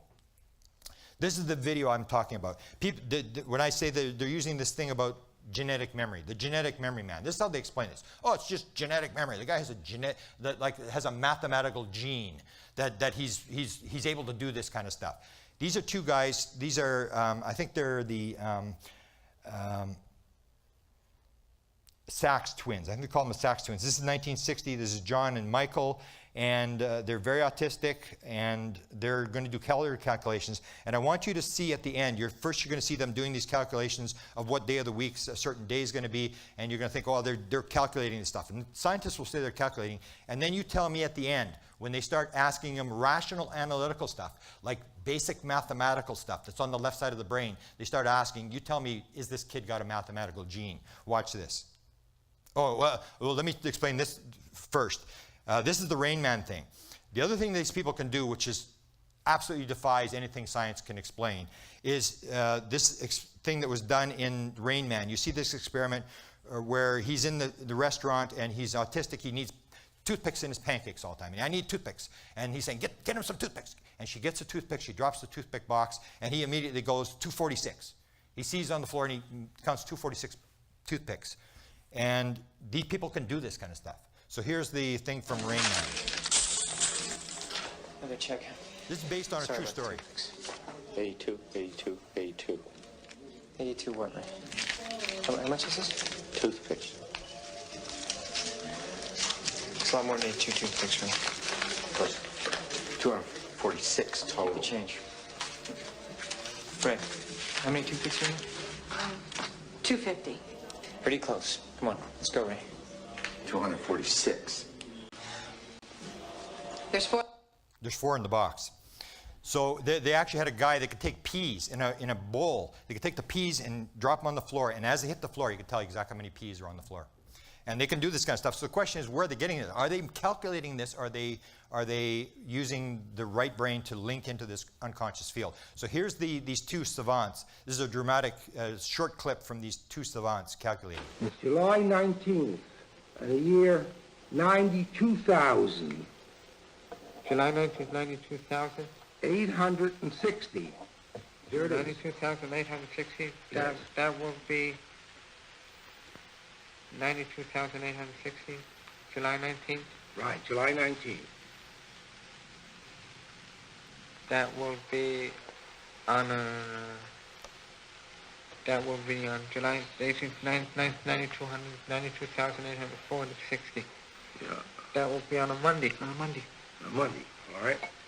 Now, July 19th in the year 132,470. Figure this one out. July 19th, that will be on a Saturday. Saturday. All right. Now, I want to ask some other questions. Yeah. How many days in a year? 365. 365. Is it more than 365 or exactly 365? And a leap year is 366. 366. Leap year. All right. How many days in a week? 307. How many months in a year? 12. How many hours in a day? 24. How many minutes in an hour? 10 minutes. 10 minutes. How many seconds in a minute? 10 seconds. 10 seconds. Sure it's not more than 10? I'm sure. Sure. All right. How much is 4 times 7? 4 times 7, I don't know. You don't know? No, we'll do Come on, McBride taught you for months. Remember? You remember when McBride taught you? Yeah. What day was that he taught you on? That's in 1964. 64. What month? In February. What ward? Ward 5. Right. Now, 4 times 7 is how much? Is it 21? 21. Couldn't be more? Couldn't be more. You're not calculating at all. This is a guy, dramatic. Guy has been totally ignored. I mean, I'm trying to get some TV people to deal with this guy. I mean, this guy, unbelievable. This guy is the guy that can do 4 symphonies in his head at the same time. He told Penn State University he could do 2, and she said, can you do 3? And he said, well, if I pushed it, I think I could do 4. They put him in an MRI machine, and basically they give him 4 symphonies to listen to, and they got an orchestra leader on the other side as a control, and the orchestra leader is like wiped out right from the beginning. He can't do anything. And so they put him in the symphony, and he's got these 4 symphonies. He says, okay, start Bach's symphony. And he's, okay. And then you say, okay, 20 seconds later, say, okay, start Handel's symphony. And what he says he sees in his mind is he sees a symphony orchestra on a stage. And then when he says start the second one, then the second orchestra starts on the stage and it starts playing the second symphony. And then the third one is in behind the symphony. And then she says the fourth one, like a couple minutes later, start the 4th symphony. And then that one's underneath the floor. And he's got these 4 symphonies going at the same time. And he says he can actually go into any one symphony and he can listen to the tuba play. And he can listen to the violin. And he can move around in the symphonies, and he's got these 4 symphonies going in his head at the same time. And so they've got, in the control room, they've got the symphony started at exactly the same time. And then at one point, he's in the MRI machine, and they just hear this thing, and she says, okay, stop all the symphonies. And she says, okay, where are you in symphony number 1? And he goes, da, da, da, da, and he's exactly where the symphony is. Okay, number 2, and he plays that. He's dead on to the note for every single symphony. He's got 4 symphonies going in his head at the same time. He says every day he listens to 2 symphonies at the same time in his head. He just listens to symphonies. And you get this kind of stuff, there's no way you can explain it with the model that science is giving for consciousness. You got to go to a model, that UFO type stuff, where it's really weird and very complex. This is Diana Powell, and then I'm going to go to quickly zip through downloads. Diana Powell, as I said, worked with John Mack. She's related to UFO. She knows about UFO type stuff. She wrote a book called The ESP Enigma. She works with a child here. Let me set it up here. This is a girl by the name of Haley. She has a number of these students, people that she's working with. Haley was one of her therapists.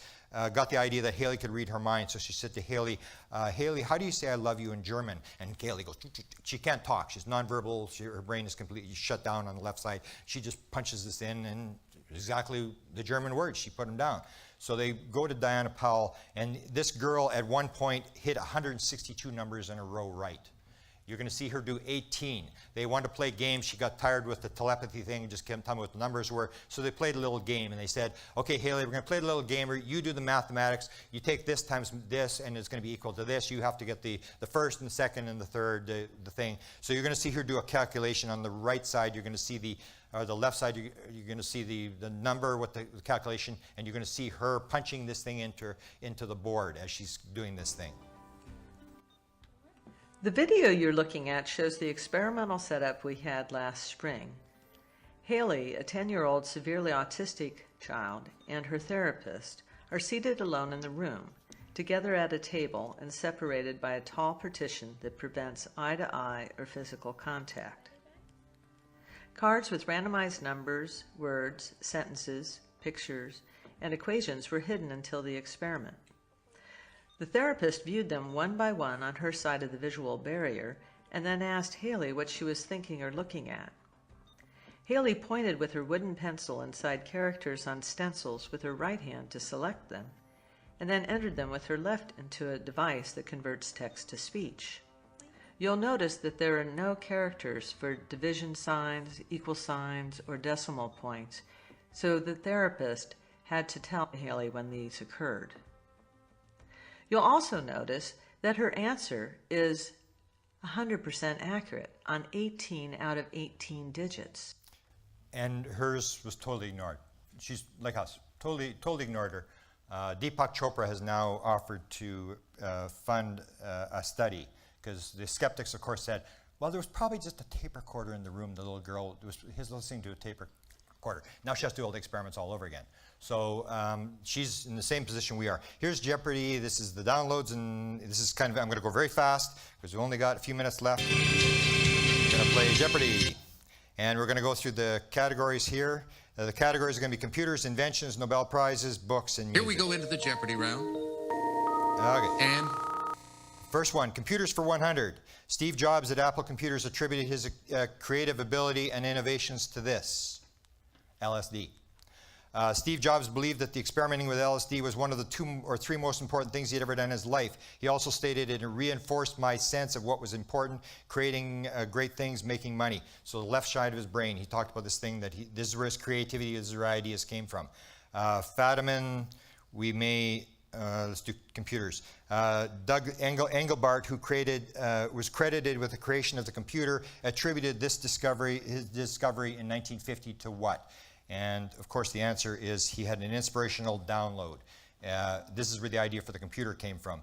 In a single stroke, Engelbart experienced a complete vision of the information age. He saw himself sitting in front of a large computer screen full of different symbols. He would create a word situation for organizing all the information and communications needed for a given product. In his mind, he saw streams of characters moving on the display. Although nothing of the sort existed, it seemed that the engineering would be easy to do. He gets his download December of 1950. He first produces it at Berkeley in 1968. It takes him 18 years to build it. In 1950, he saw the whole thing. He's the guy that invented the mouse. The whole thing was credited to him, and he got it in a download. I put it, 1905, Einstein used this to develop the theory of relativity. The answer is a dream. Einstein actually said he had this dream of going on a toboggan down the slope and seeing things changing and stuff like that. That's where he got the idea for relativity. And he actually said at one point, my entire career was based on a dream. The Engelbart, 1960, the software engineers that were using what to create inventions? And of course, it's LSD. Hewlett-Packard actually had invention parties where they had their engineers and they were giving them LSD and they were trying to create things with LSD. They were trying to shut down the left brain and allow the right brain to put things together. Nobel Prizes for 200. Mother Teresa had 4 of these leading to her Nobel Prize. Visions. She had 4 visions. That's what caused her to start the thing. She had 4 visions, and she actually at one point basically told Jesus, go look for somebody else who's worthier and more generous. She told him to get lost in vision number 3. And this is only released after she died in a letter that she had written to somebody. This is the Daily Double. Francis Crick, I told this before, he had the DNA structure where he got it from. And of course, the idea is that he had got it through LSD. And Francis Crick did not believe, or he maintained on the surface that there was evolution, random evolution, but he came up with the theory of panspermia to explain how we got here where we are, because he knew well enough that you can't explain our creation by random mutations. So he came up with the panspermia theory, and Carl Sagan also wrote about the panspermia theory as that's how we got here. So they just, it's like the panspermia theory man. It's like you just sort of say, oh, it came from somebody else. And that's how we explain this thing. Books for 100. This is a good one. The 7 books of Harry Potter series share this one characteristic. They all came in a download to J.K. Rowling's on a train going into London. Here's her telling the story to Oprah. And then I was on a train, I was 25, and it came, and what came was, boy doesn't know he's a wizard, goes to wizarding school. Bang, bang, bang. And then that was it, and that was like touch paper, and I was on this delayed train going from Manchester to London, and my head was just flooding with what's at this wizard school. There are 4 houses, there are ghosts, there are house ghosts. What do they teach? What subjects do they learn? Who are the teachers? And I had no pen. But that was it. That was it. I don't think I had ever felt so excited. I thought I'd love to write that. I'd never thought about writing for children. Computers for 200. This is a good one. Larry Page at Google attributes the creation of the company, the creation of Google, to this. A dream. Here's him talking about where Google came from. I have a story about following dreams. Or maybe, more accurately, it's a story about finding a path to make those dreams real. You know what it's like to wake up in the middle of the night with a vivid dream? And you know how if you don't have a pencil and pad by the bed, it will be completely gone by the next morning. I had one of those dreams when I was 23. When I suddenly woke up, I was thinking, what if we could download the whole web and just keep the links? And I grabbed a pen and started writing. Sometimes it's important to wake up and stop dreaming. I spent the middle of that night scribbling out the details and convincing myself it would work. Soon after, I told my advisor, Terry Winograd, it would take a couple of weeks for me to download the web. He nodded knowingly, fully aware it would take much longer, but wise enough not to tell me. Music for 200. The lead singers of the following bands, Kiss, Moody Blues, U2, Grateful Dead, and the Hell on Wheels band all share the following thing. The lead singers all believe they've been abducted by aliens. I'll talk about that tomorrow. Nobel Prize 400. Nobel Prizes for the laser and the hologram share the following thing. They both came in downloads while sitting on a park bench. This is the one for the laser. It's actually a statue now. They've actually got the park bench and they've turned it into a statue. Inventions for 400. Edison used this. I talked about this already. He used the hypnagogic state where he'd have the steel balls. Music for 300. The Battle Hymn of the Republic and Led Zeppelin's Stairway to Heaven, and also O Little Town of Bethlehem all share this. They were all done with automatic writing. Because when people, and I mention Led Zeppelin's Stairway to Heaven, they always mention the devils, and I say, oh, you got to remember, Little Town of Bethlehem happened the same way. Devil was writing A Little Town of Bethlehem. Pagey, they talk about how Stairway to Heaven was written. The original Xerox machine was invented using this, spirits. The guy firmly believed he'd gotten the information from spirits for the Xerox machine. And he's the guy that funded all the reincarnation research at the University of Virginia. Books for 200. Atwater received her first 3 books. She was the expert on near-death experiences. She's written 12. The first 3, I'll sort of skip over this. She got them from a voice she heard in her 1997 near-death experiences. It basically told her what the names of the books were, what to put in the books, and she knew exactly what the books were going to be before she ever started writing them. That's her talking about it. Books for 300. The prestigious Brathwaite anthology listed 5 of her poems among the nation's best in 1917, and the New York Times hailed her first novel as a feat of literary composition. And that was Pearl Curran's writings, received from a 17th century spirit by the name of Patience Worth. Nobel Prizes for 500. This is a good one. Carrie Mullis, the 1993 Nobel Prize winner for chemistry, made the following 2 bizarre claims.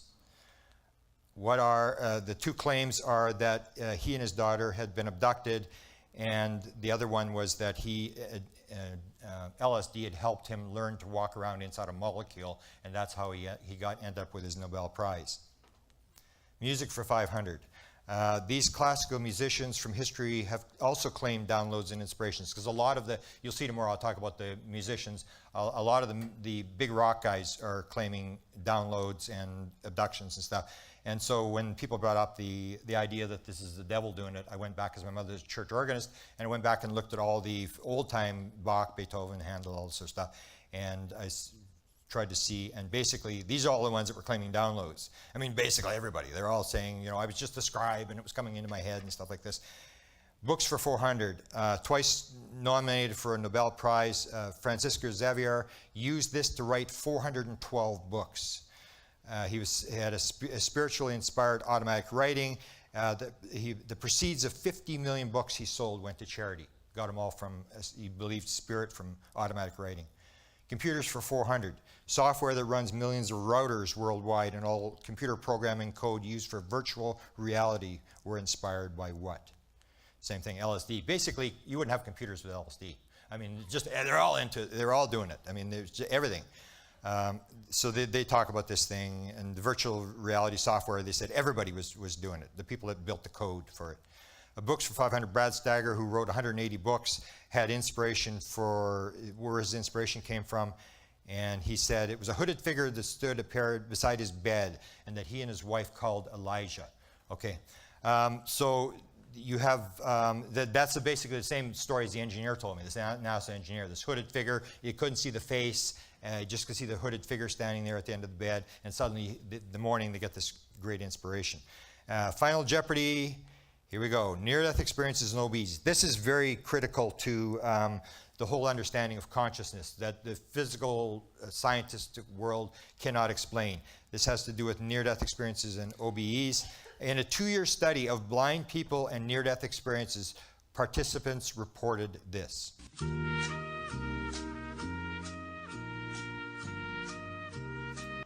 And the answer is sight. 80% of 31 participants claimed to be able to see clearly. These are people that were blind, including 9 of 14 who had been blind from death. So they couldn't even tell the difference between light and dark. They had no idea what sight even was. And these people claimed that they could see during a near-death experience, which really defies the whole conscious view that we're taught by the physical world, that it's just neurons moving and that you need all these inputs and stuff like that. When you have people who are out of their body and are blind and actually can see what's going on, you have a different, something different that has to be explained. And this is the final conclusion from this study. Far-reaching and possible baleful consequences for the conventional materialistic view of science. By the same reasoning, empirical support for sight in the blind would be consistent with the various new paradigm, that's like us guys, the new paradigm visions of science that are rooted in non-local, non-dual, holonomic perspectives in which consciousness is the primary reality. Furthermore, such studies would raise profound questions from any scientific perspective about body-mind relationships, the role of the brain in vision, and indeed the very mechanisms of sight. And that's it. Thank you.